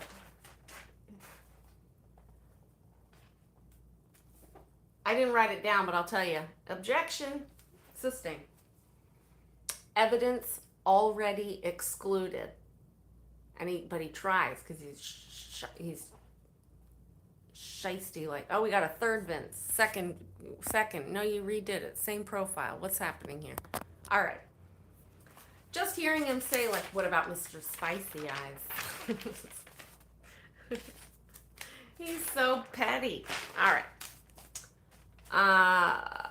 When he's referring to Jay, he says the other guy, and then he asks again, this is why it's important, live streamers, did you or did you not know his name was Jay Gomez? It's in public record. I can say it. There it is. Danny says, no. And then he goes into a line of questioning, like, didn't you guys know each other? Did you know each other well? Blah, blah, blah. And again, trying to spout some narrative that they're like buddy buddies. To which Danny kept repeating, no, no, no. May 9th, he says to Danny, he asks, did you or did you not follow Mr. Campos? Again, I think that was the one where he crossed the street and like that was about it. But ironically, the night before, Moxon was walking the same direction I was walking on a street behind me, and as per his definition, his own definition, he was stalking me.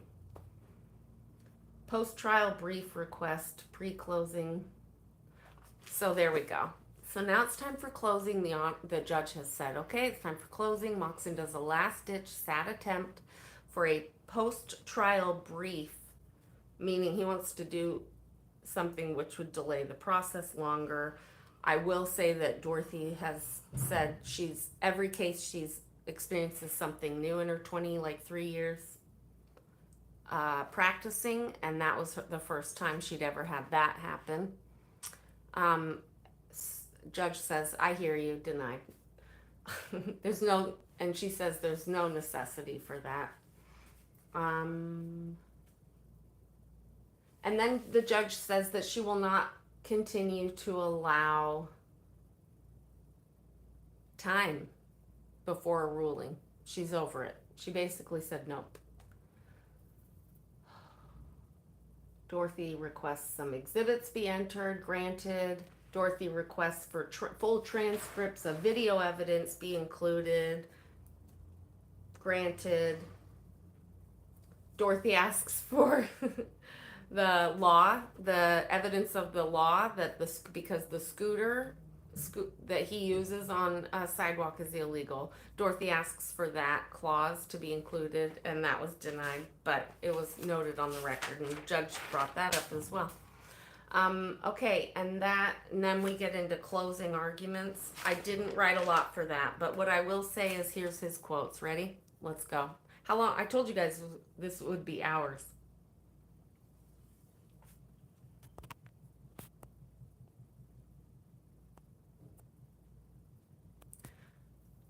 Not have discussions about other streamers. Oh, thanks, Abita. I respect that you say that. I'm chill with discussion. This is a 2-hour stream of a lot of notes. I'm happy people are able to chit chat amongst themselves. I just request boundaries. I don't like in my space, and since y'all are up in my space, I don't like name calling, and I try to ask that at this point, this is new. I just make this up as I go. No shit talking, no direct shit talking. And if you don't like something somebody's saying, you can block them, but don't respond so I can see it easier, or give me one of these if someone's super nasty so I can see it. But if it's something I don't actually have to really pay attention to, but just don't even bother responding. Although I totally respond to fuckers in chat, so I'm such a hypocrite. Moxon, in closing, here are some of his quotes. I do the best I can with my boundaries. I also don't keep an eye on it fully, so do what you do. Oh God, Wesley.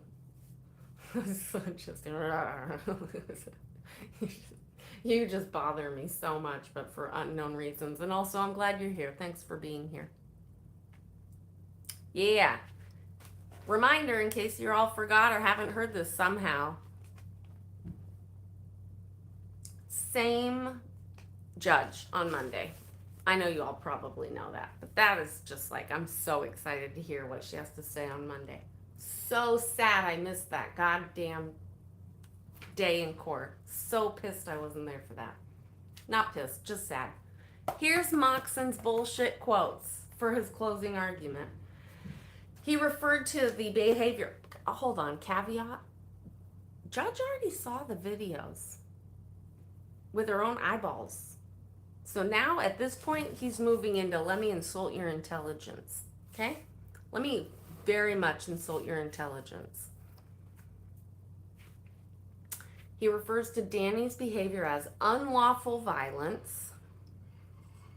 Yeah, it is. Oh, you didn't know that. Same judge.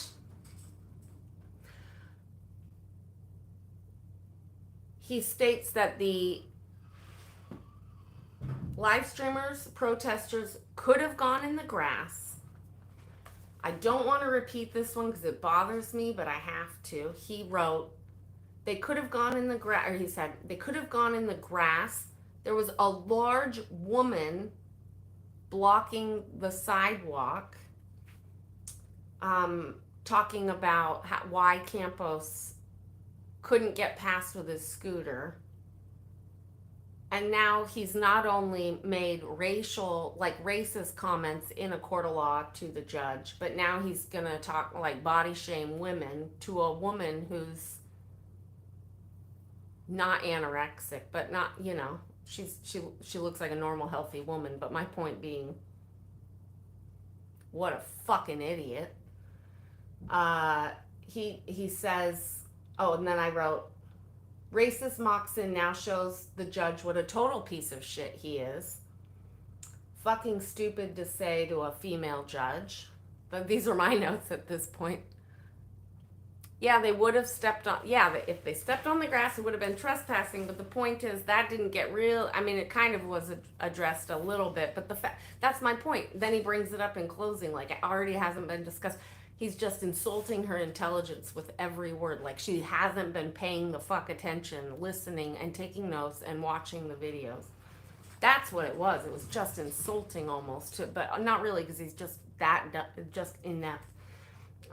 Moxon denies says, what? Who? Moxon says, denies for the first 2 days. I don't know what the fuck I wrote there. Judge slightly, because he was talking about something, he says that something happened. I don't remember what this was. I was too busy writing what a piece of shit he was. But the point is, he said, which they denied the first 2 days, but they hadn't.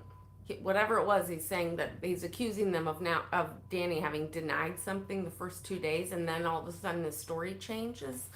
And the judge at that moment very slightly goes like this. She's writing. She goes, no, realizing, like we all did, what? You just made that up. Like out of Timbuk. Like we're all here listening. Nope, never happened. Never happened. She even... Okay, keeps writing. He continues saying that he can't go to his church.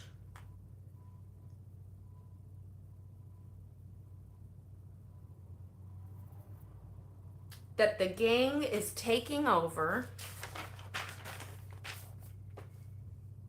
And in regards to the chiropractic invoices, Moxon says that the sales tax... Ready for did you guys already get this shit? I don't know if you got this or not. He says, I don't know what they're looking at. There's no sales tax on these papers. There's no sales tax. Now listen, that was the end of that part of the discussion. To this day, I don't know. I haven't seen it. I don't know what Danny saw versus what Moxon thought he was going to point out to show that it wasn't true. But here's what's hilarious. He goes, it's a bait and switch. It's a bait and switch.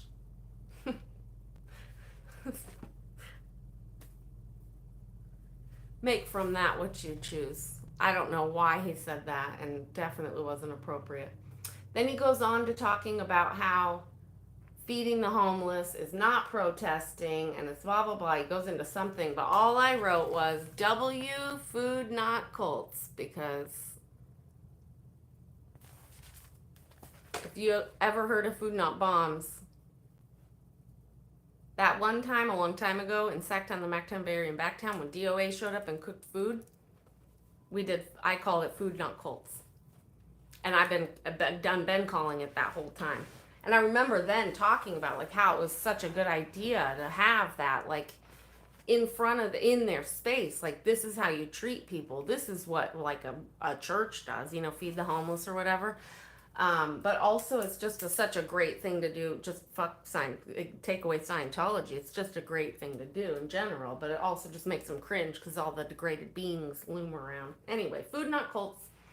Judge makes subtle big eyes. Oh yeah, that one. It's a bait and switch, he says, and she goes.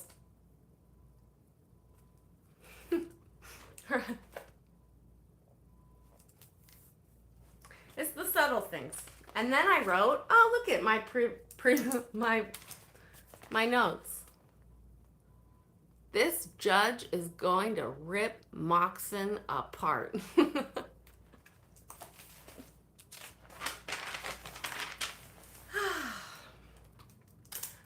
Dorothy getting up for her closing was amazing. She really hammered home some amazing points. She said, this is not about an attack on beliefs, which Moxon brought up in his closing. Apparently, I didn't take great notes. She wrote, this is not about an attack on beliefs. These are actions. These are protesting actions of the church. And then she said, against the harm to people, the actions that harm people. She didn't write it, she said it. That's how she started. Because don't call it hate speech. Don't call it they're against our religion or our belief. She was like, no, this is about their practices. This is about their actions. This is about exposing and going against the actions that harm people. Very clear. Then she goes into the code of proceeding and harassment. Then she actually, I don't know, brings up the law and talks about the law. I know, mind-boggling, radical thought process to hear an attorney talk about the law in a closing argument. Moxon brought one up, but it was irrelevant, Your Honor, and stupid. It made him look dumber and racist, more racist. In the code of proceeding, she gets into what harassment is under that code section. She gets into the specifics of what needs to be met, what it is for unlawful violence, for a threat, etc.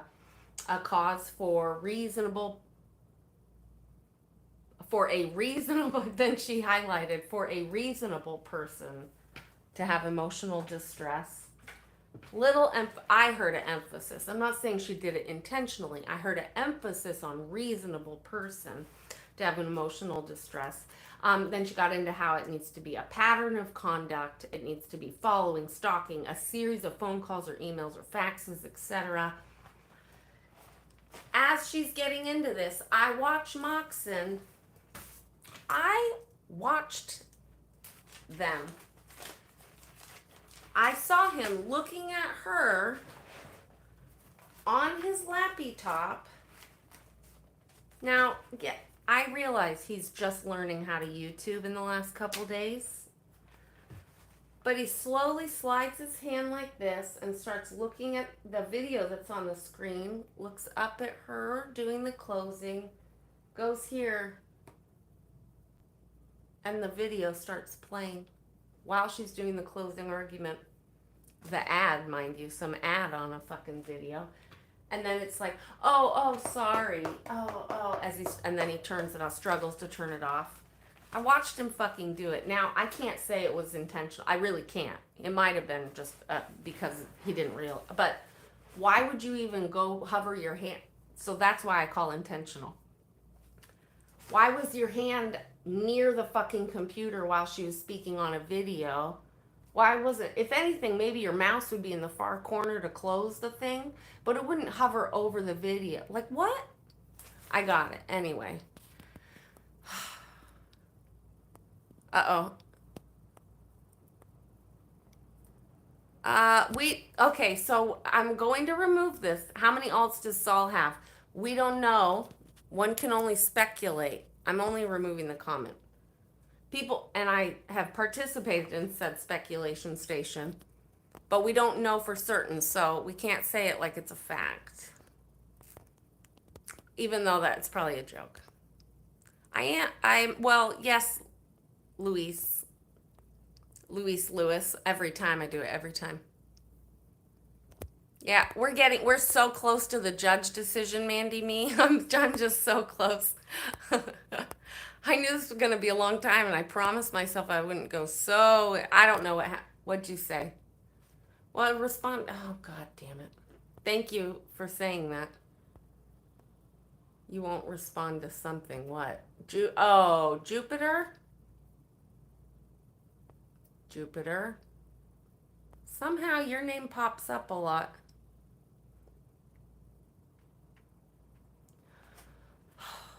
Nobody's getting closing arguments because I have to get on the playground with my whistle. It hurts my arm. My shoulder hurts. Remember? It hurts to like have it upright like this. Oh, all I said towards you.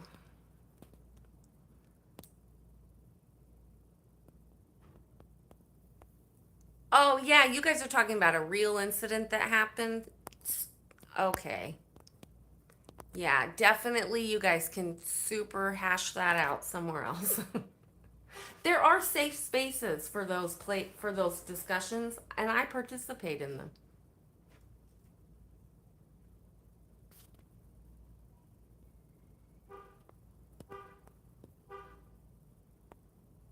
If you can't cite your source, don't say it like it's a fact.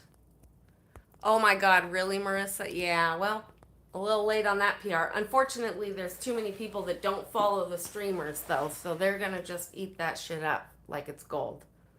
Just the facts, man. What up, Peter? I'm pretty sad for that, but that's the way of the people. Sorry, Kelly. You don't have to hold people accountable. You don't. That's my job. Not here. You really don't. In fact, when you do, it actually makes it more difficult for me to see what's happening. So let me do this shit. Oh yeah, there it is. 4 agreements. I get what you guys are doing. I like it. I back it up. But let's get back on track, or I'm never gonna ever get out of here. No corners. There are no corners. Don't make assumptions. Always do your best. Be impeccable with your word. Don't take shit personal. Don't be a dick. Don't be perverted. Don't talk shit. They're just boundaries. There's not rules. Okay, well you paid me. Okay. I'm ready to move on. Also, I didn't realize you were the drama maker. I already forgot who said what, where, when, and why. I don't know.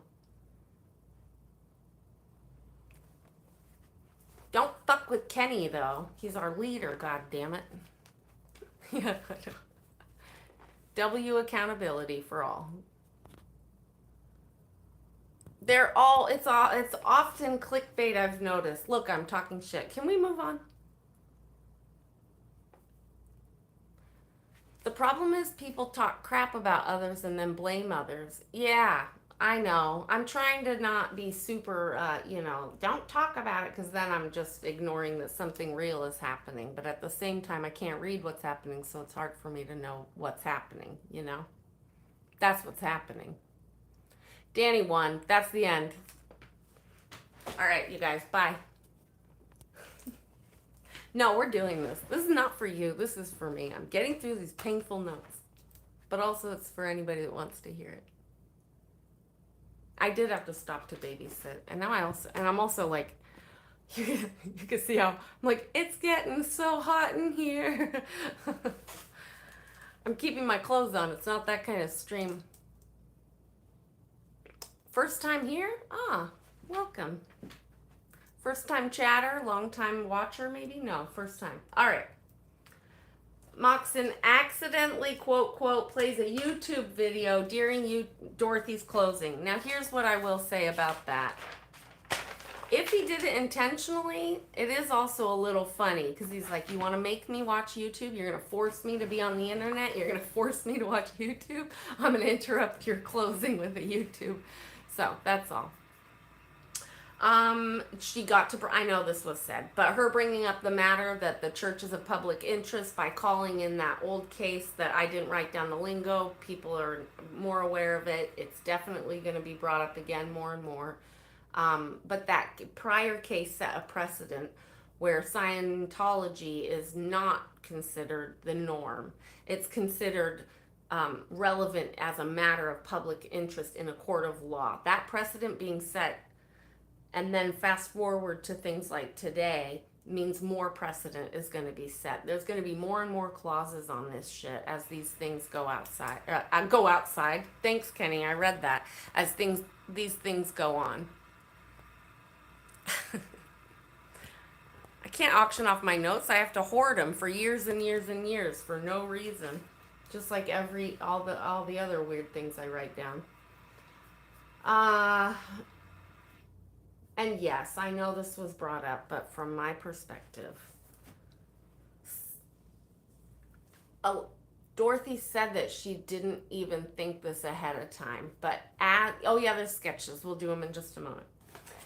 As Moxon was speaking and doing his closing, that's when it clicked for her. As a resident in LA for many, many, many years, that's when it clicked for her. And that's when she said in her closing argument, Mr. Moxon and his client refers to that area as his space.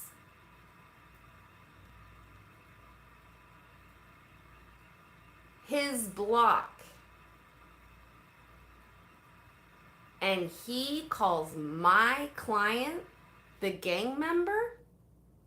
Last time I heard that kind of talk was from a gang member talking about their turf.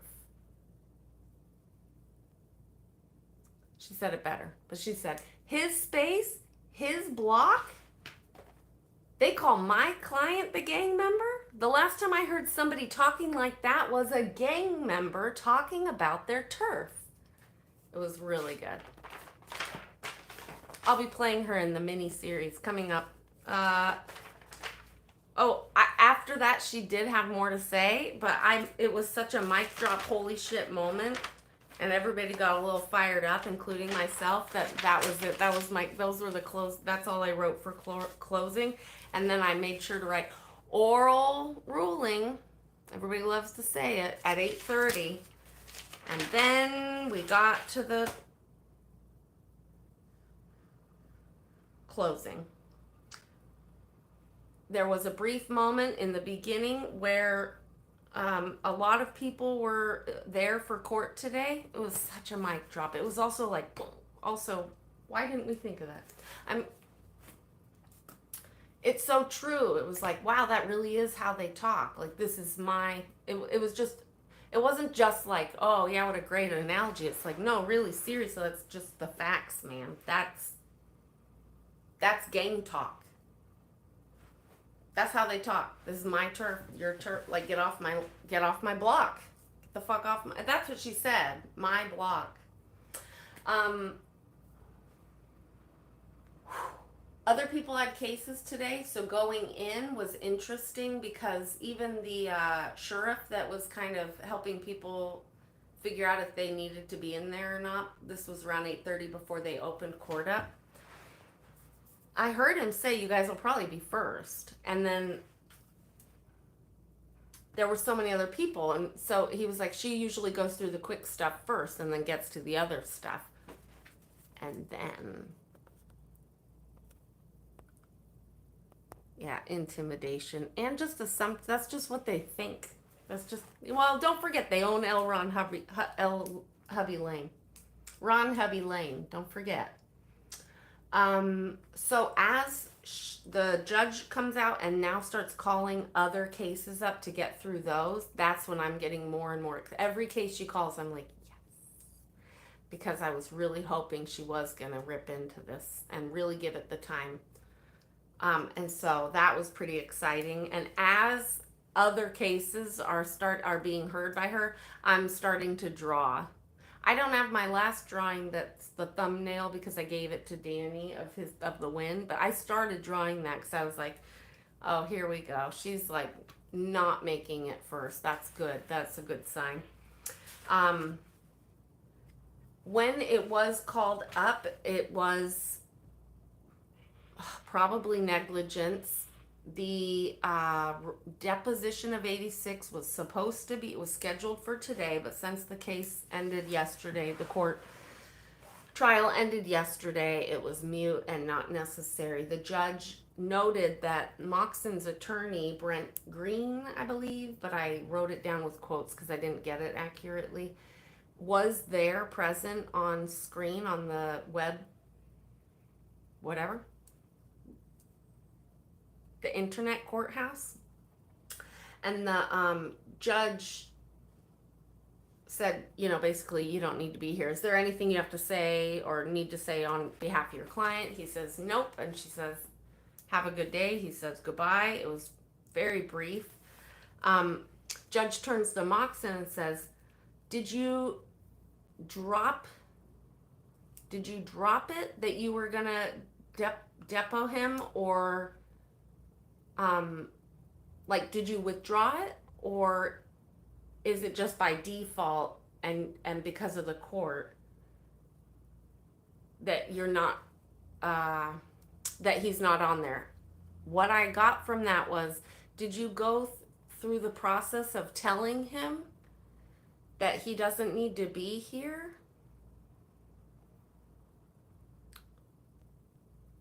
Or did you decide to just tell him so that he had to show up and make it legally on record? That's an awful version of that. Sounded like Moxon didn't do something, but basically it's because one would have been his intention. Here's what it was. Was it in your power to say, we're dropping it, we no longer need you? Or did you just want to stick him around and let the court make it a court process by default because the judge is ruling that it's a moot point? And he said, basically, I'm deciding it was a motion denied because of the, as mute. So that basically the judge had to do it. But he was being indignant, I guess, on sticking it to everybody and not dropping the deposition and withdrawing it. He made it like, I didn't choose to do that. I just was the victim of, and the judge made me do it. That's what happened. It was whatever. Anyway. Judge went through conflicting statements. She went through, as she stated, that she saw and heard and took detailed notes. She started with, through all of it, observations, everything. She did not find the defendant to be a credible witness. And she said, on the contrary, through observation, detailed note taking, all the evidence, observation, etc., I found the respondent to be a much more credible witness. She said there was some discrepancy where I do think there might be some gray area for his credibility. That was where he was saying he did do it though, or didn't do it though. And she said in the court finds that through the evidence, they believe he said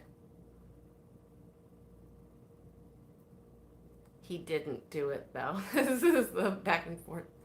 So she found that what's kind of shitty about that is that she was saying maybe she thought Danny was not being honest. So that sucks a little bit. But it's totally not the point, because she then went on to rip apart and go into painful detail like we all had to go through, listing every point Moxon tried to make and countering it with fact and why it was not meeting the criteria for the civil harassment restraining order.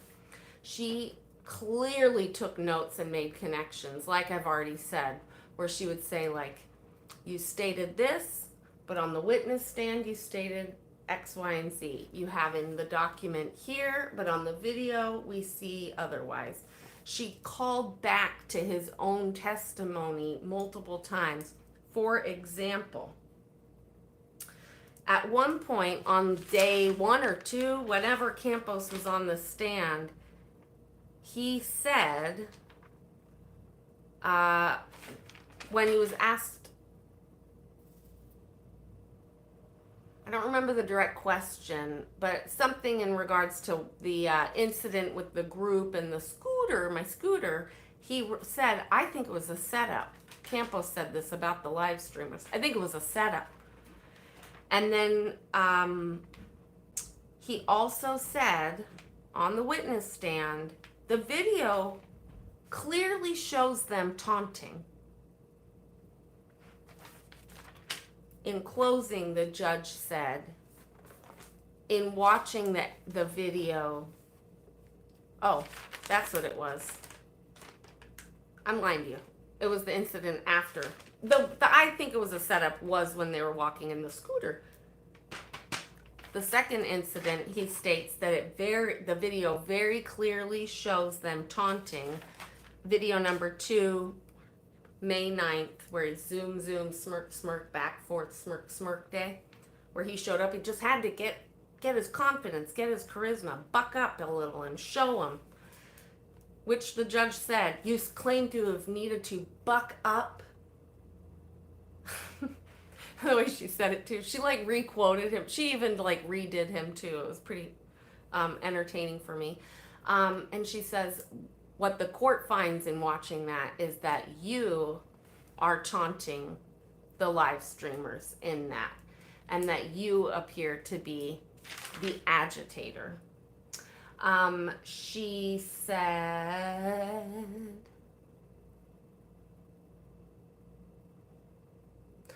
said, not only do the comments made that you submitted as hate speech or criteria for harassment and things, she said, not only does the one comment that the respondent made, not only does that far not meet the criteria, she made it on court record.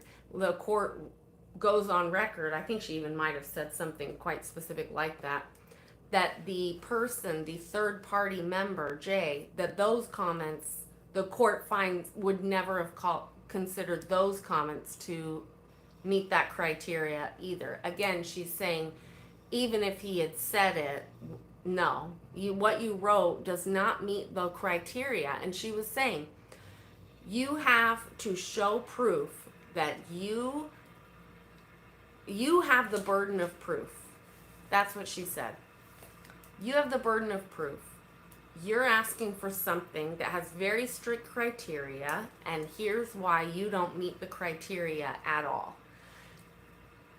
She also went into detail about how, through her observation, she finds that the witness was not only in not being a credible witness or a credible defendant, that she noticed him continually looking to counsel for answers, and that he appeared to struggle to answer questions authentically. She basically said that his script was boring, and we saw through it.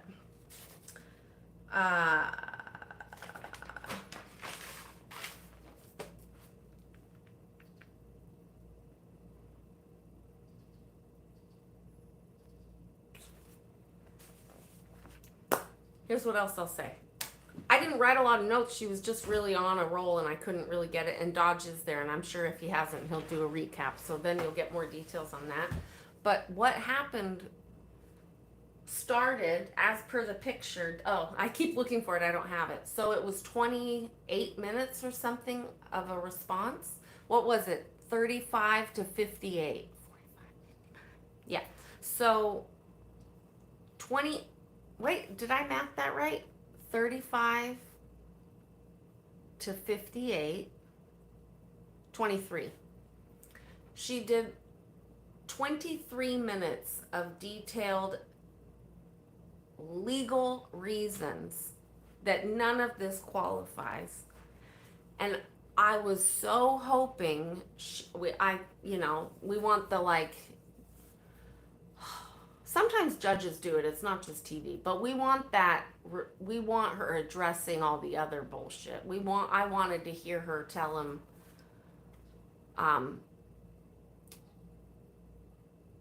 I wanted her to rip into him for his use of shitty language at times, for his tactics, for his incompetence. I wanted to hear her just out, straight up call him a liar. The reason her ruling was so good was because she did it in a way only a judge can. She ripped him apart. She called him a fucking liar. She called him an asshole. She called him incompetent by using the law, and it was really cool.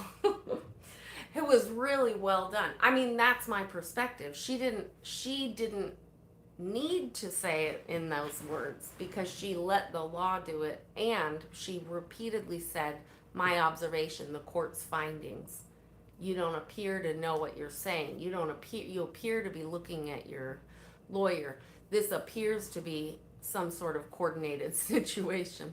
But she did it in a way that just countered the facts, kept it factual, and went into so much detail that it's going to be, I would say, incredibly difficult, if not impossible, for them to. They're not going to have success if they tried to challenge it anyway. They might for the sake of dragging shit on, but I think her detailed, thorough response in closing was well aware that that might be their plan, and she handled it. It was really refreshing in that regard. And the cool thing about that is that she didn't get into him talking about hate speech. She didn't get into the religion. She didn't get into church versus whatever.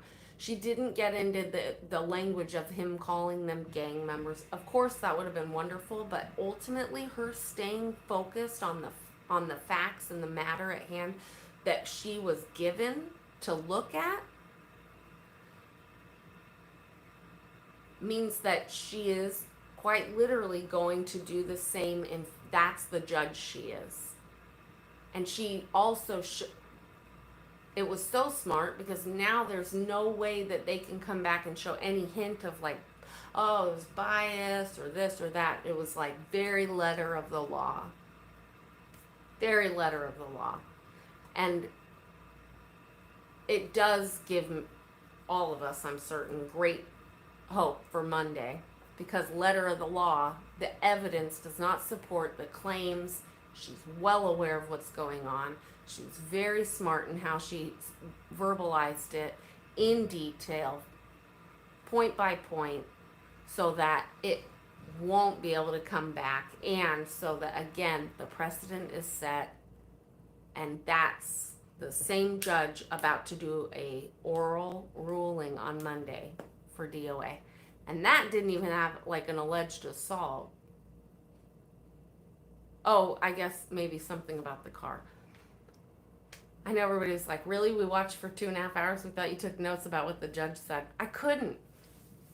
I'm trying to remember it now. I remembered more before I got started. Oh, I forgot. Chat's just been gone.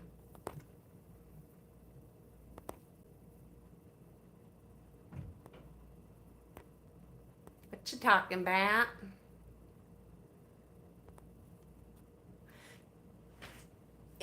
I'm sure you all watched it too. Dorothy summarized it too. So again, I'm like, I don't need to repeat everything Dorothy already said, and Dodge will give more of the details about what the judge specifically said. I thought from a streamer perspective, it was incredibly important to remember that in theory, when you have, in theory, Your Honor, in closing, my closing statements, because I'm like, somebody should have yanked me off the YouTube like 45 minutes ago. In theory, if a judge is not a Scientologist and they're just going to do their judge job and go by the law, and there's evidence, aka the streaming, to support things,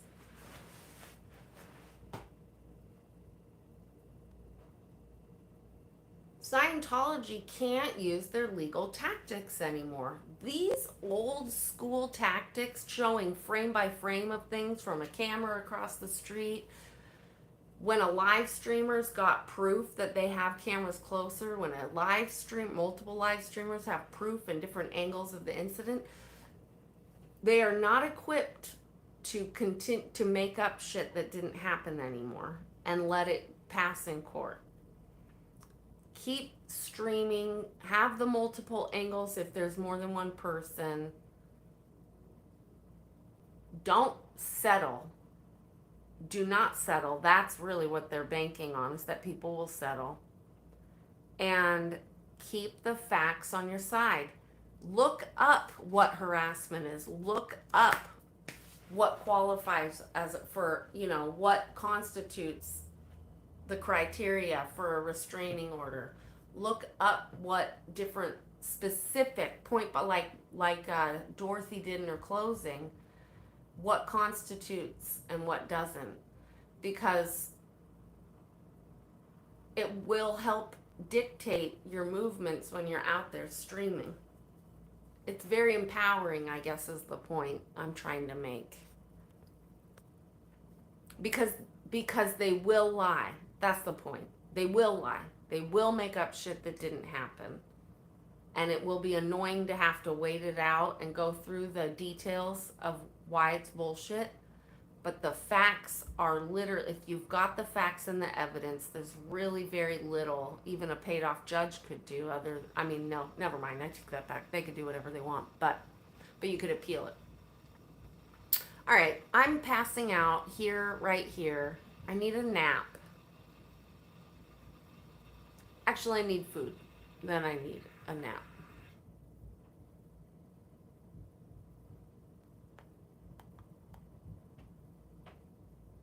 In your opinion.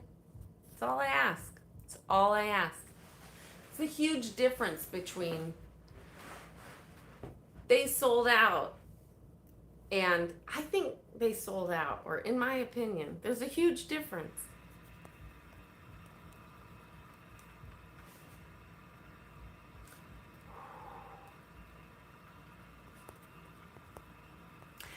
As soon as I click off, I'm gonna be like, oh yeah, and the judge said this, and the judge said that.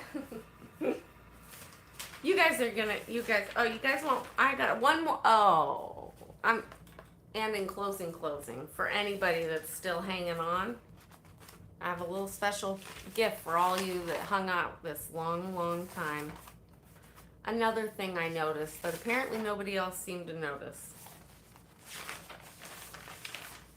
Being the courtroom sketch artist that I am trained to observe things. Where is it? Oh, I might have. Wait. Oh, I forgot about it. It's really funny. Where is it? I wanted to show it sooner, but I wanted to, oh yeah, if you missed it, this was my psychic premonition as she was going through the other restraining orders before Danny's. That was my premonition. It says, judge needs more time, because she was going to do the quick ones first and the longer timed ones later. I wrote, judge needs more time to do the ruling. She's going to rip Moxon 5 new ones. All right.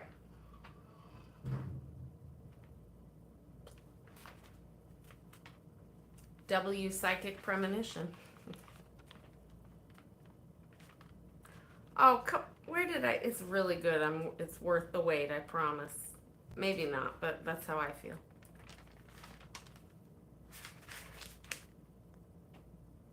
Oh, I did. It's sitting right here. It's awesome. This was yesterday when Moxon was showing Campos, so it would have been before Dannytology. Moxon was showing Campos. Oh no, that's a smile. This was Danny. He was showing Danny pictures. Oh yeah, this was his lame attempt at showing still images, still going about the foot business.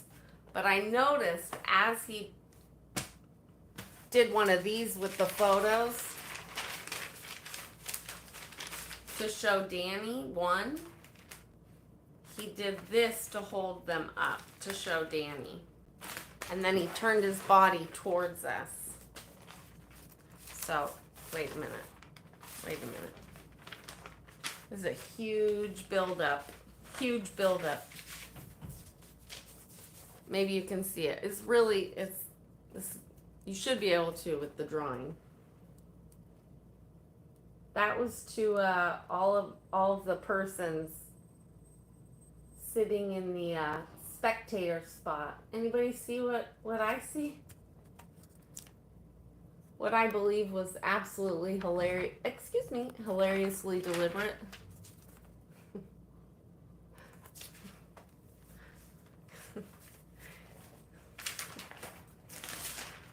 Literally, like he even at one point he was like this, and then he was like.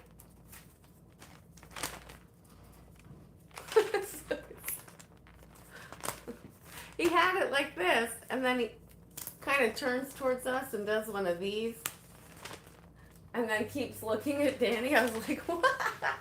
And I did laugh out loud twice in court, and that was one of them. And it wasn't on purpose, but man, it made me laugh out loud. I thought I was going to get in trouble. There you go. So in closing, Your Honor, this is what Danny, look at happy Danny. Look at angry, sad, angry Moxon flipping us off.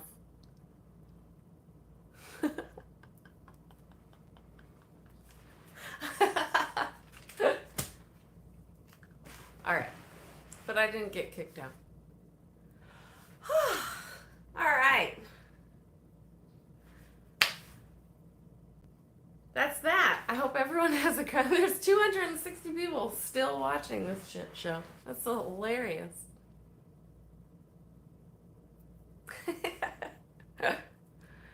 Oh, really? I needed a whistle for the playground.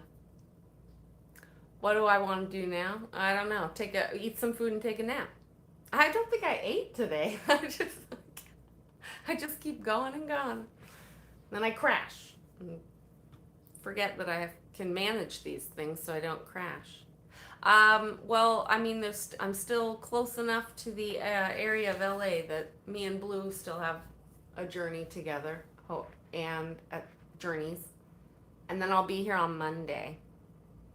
God, why is your YouTube name that? Ask Fractal. Why? Oh, thank you though. I'll be okay with the name because you pay money for it, I guess. Thank you. I'm so glad I was there. I'm so glad Danny I mean, obviously, all the LA people were going to show up, but I'm so glad I got to be there for that. Yeah, maybe the universe will line up. I don't know, Chris, what his schedule is. I haven't checked in on that. Magic Cat. Oh, well, I don't really like to reveal my plans too often. But to be honest, let me say this. I haven't watched other YouTubes in days now. Like since I got here.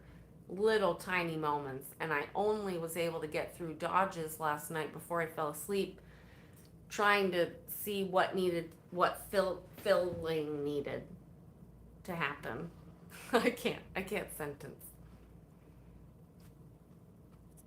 But I'll definitely also be there back at the court on Monday, and if I'm still in town, back at the courthouse on the 10th for the case.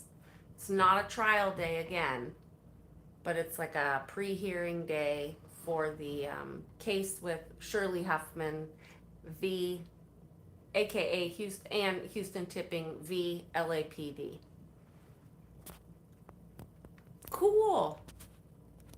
Is the address to the courtroom info? Oh, I think I might have failed on that front so far, but I have the info for Monday, and I will put it in the calendar as soon as I write it down and not forget. Yes, so I'll put I'll put Monday's court stuff on the calendar.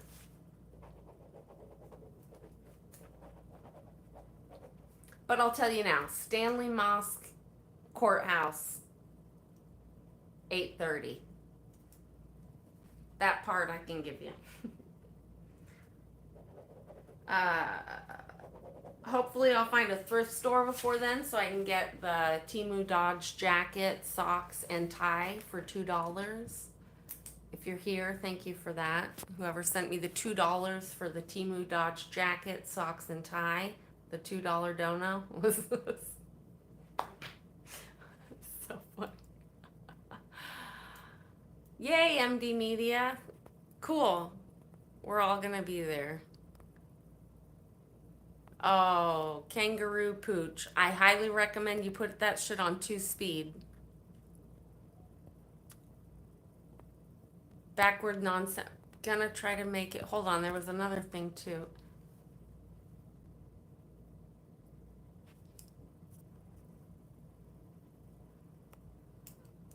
Will I go on a super secret squirrel mission for you? I might do it for me. Give me the idea. But then you'll benefit.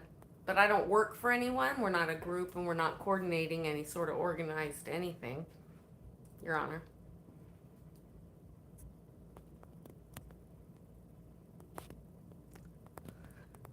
Underoos? Are you from where are you from? Remember self-care? I mean I do. I just remember after the fact. I'm late with it sometimes. This is self-care. I decided to keep the grungy room here from last night. That was self-care. I was like, I'm not entering the wild. I'm going to go not have to move all my shit again. I'm going to keep it where it fucking is. And I'm just going to go live and talk until I fall asleep. That was self-care.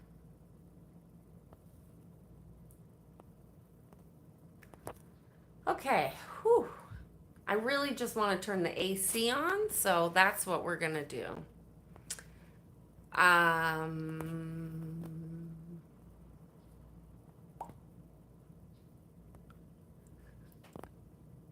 Art exhibit. Maybe I'll upload them at some point to my community tab. You're being very generous to counsel with that drawing. He's almost sexy. Thank you. Thank you. That's okay. It's good drawing. I can't help be so good. I love Chris too. I was just curious. That's all. Oh,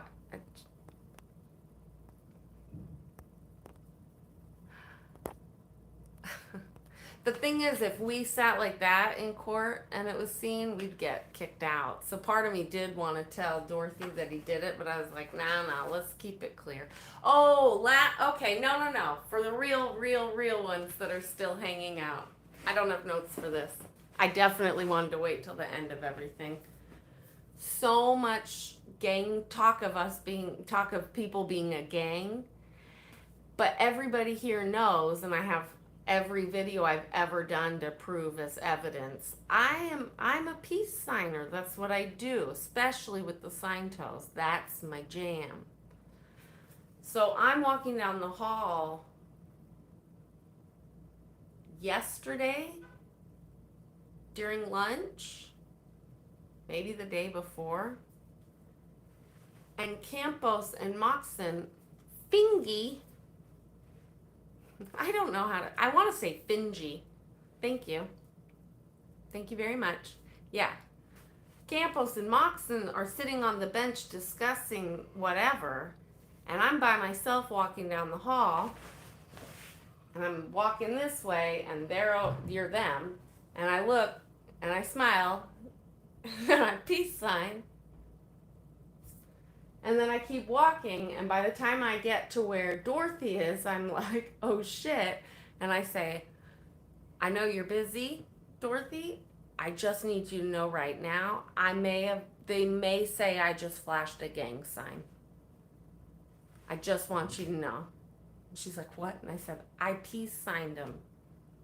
And they may say I flashed a gang sign. And part of it was a joke, but part of it was dead serious. I actually felt like she needed to know. I just accidentally may have made things a little bit worse. More to clear up. But I didn't want it to happen. Oh, and then today, oh, you listening, Osa? I'm on to you. Then today, your paralegal that you definitely need to feed more to because he is malnourished and it's not okay and he needs food. He left his notes for the day out and open, and all I had to do was look over and his notes were there. And I know you have my full name on the notes from today, and that's okay. You've had my full name this whole time. But I want you to know that he slipped up. So now I'm just waiting to see what that could be. But you guys should feed him way more food. I'm not a vegetarian, and he needs a bacon cheeseburger, like a triple, multiple, or something. And you need to let him know that if he's going to write my name in notes, don't make it visible where I can see it, unless that was the point. But I don't think it was, because I think he thought his writing was small enough that I wasn't going to see it. Feed the guy. He'll think straight. Some of us struggle to think straight when we're hungry. So I'm going to go eat. Please, I know that's why you do it.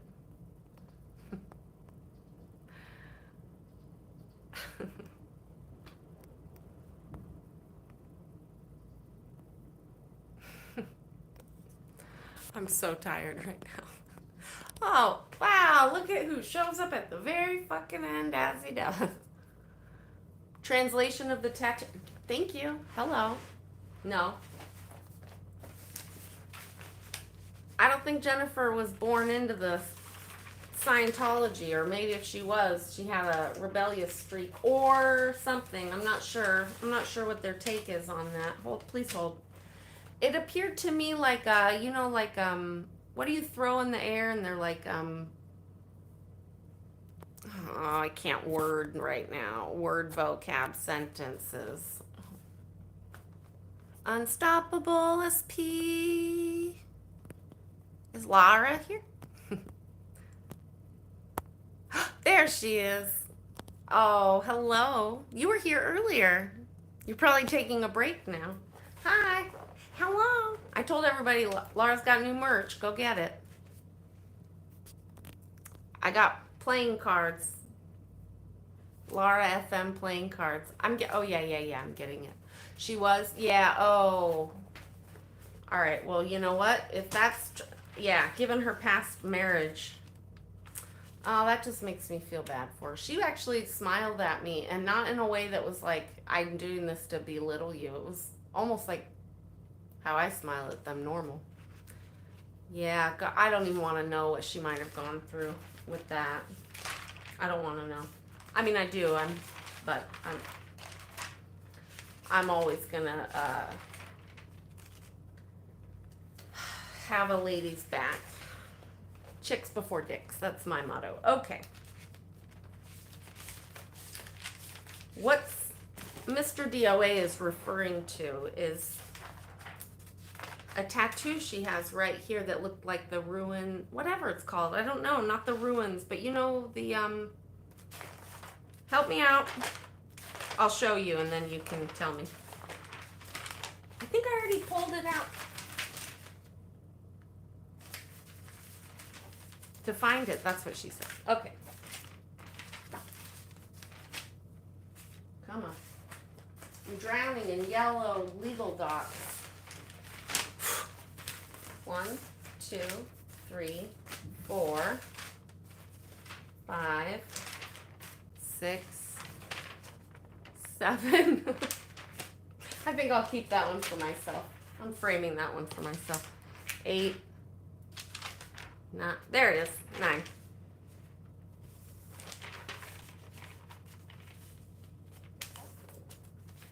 Let's see, it was on like this. So it's like that.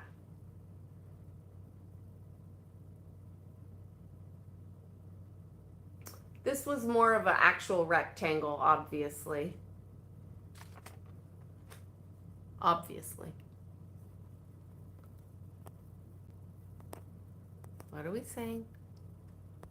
No, not well, runes. No, but but the it was this that really showed it to me.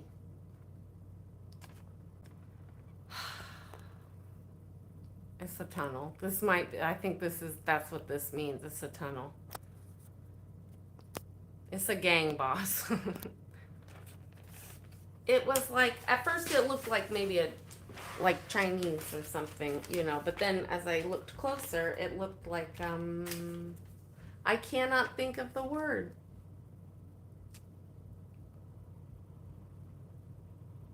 No, it's not. It's like like the if I say the word ruin one more time and it's not appropriate.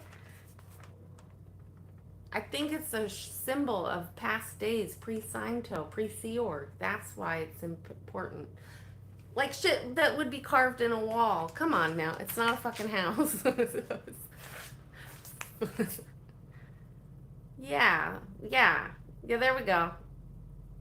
And what are the things that people used to use to tell the fortune where they'd throw the carved into stones?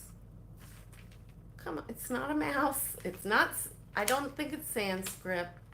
It's not feng shui. Going back to the runes. Okay, Viking. It's a spell. I don't think it's a spell. Have I been to a trial before? Many question marks. No, not in person. Not like that. Not for real. Although I didn't realize that because I've watched so many live on the YouTube where I feel like I am. Xenu language? No. Hieroglyphics? Maybe, but not you. It's not Celtic, but it might be. We'll find it.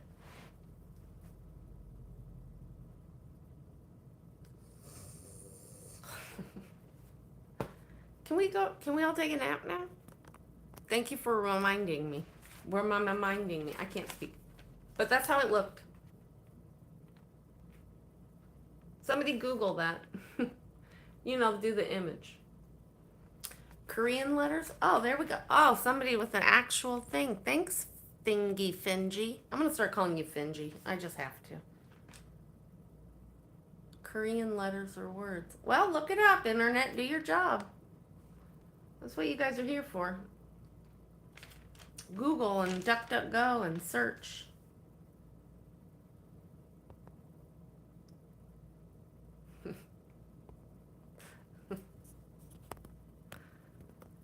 It's hot in here. I'm going to hang up now. Ancient Irish, that's what I'm saying. Something like that. Which wouldn't have been Irish. Pre-Irish. Not really Celtic either.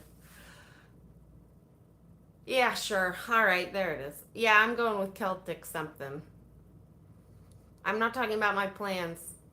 I don't know about Magic Castle much. Gaelic, there it is. Thank you.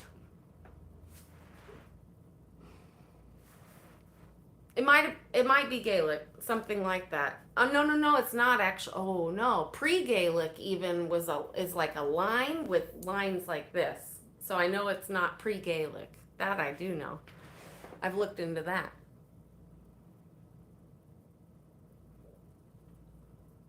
I know, Julie B. All right. Runes. There it is. Why didn't anybody say that? Thanks, Desert Dog. Gosh, where was that word this whole time?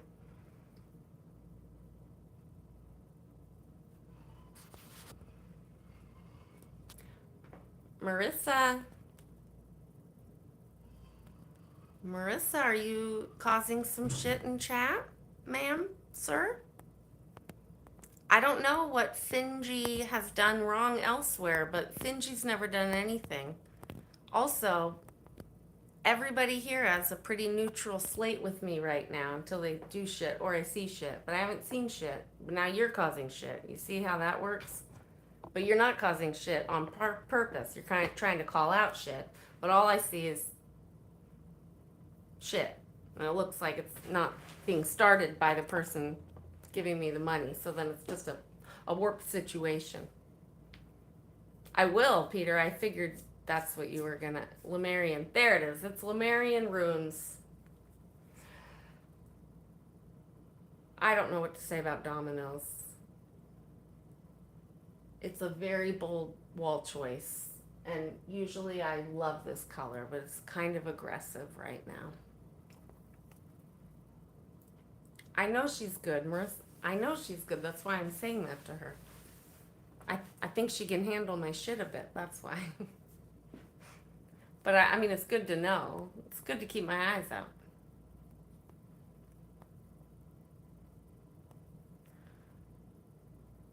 Pizza. Ooh, that sounds so good. But I have all this food. I can make burritos here. I can actually cook, and there's a microwave. But it's pizza sounds good. All right, I'm gonna have a hot flash and go eat some food. Druid. Druid. W. Maryland. Druid was the word I was looking for. Whether that's right or not, I don't know. I can't open the window. They're loud out there. All right. I mean, I'm going to in a minute. I'm having a hot flash. I'm in my 20s. Bless your heart. Bless your heart. I'm hanging up now. Quit talking. I'm hanging up on you. God damn it. Doesn't mean that it doesn't mean something. It just means that it's deliberately hitting because it creates a vibration when spoken. That's all. Allegedly. Manja, manja. All right. Yeah, it's time for goodbyes. Peace, love, hope, dope, solidarity. Solidarity. Big fucking solidarity. I almost don't want to go to blue because Danny's not. And part of me is like, I like the solidarity mission. Wait till Monday. Wait till Monday. Gang, gang.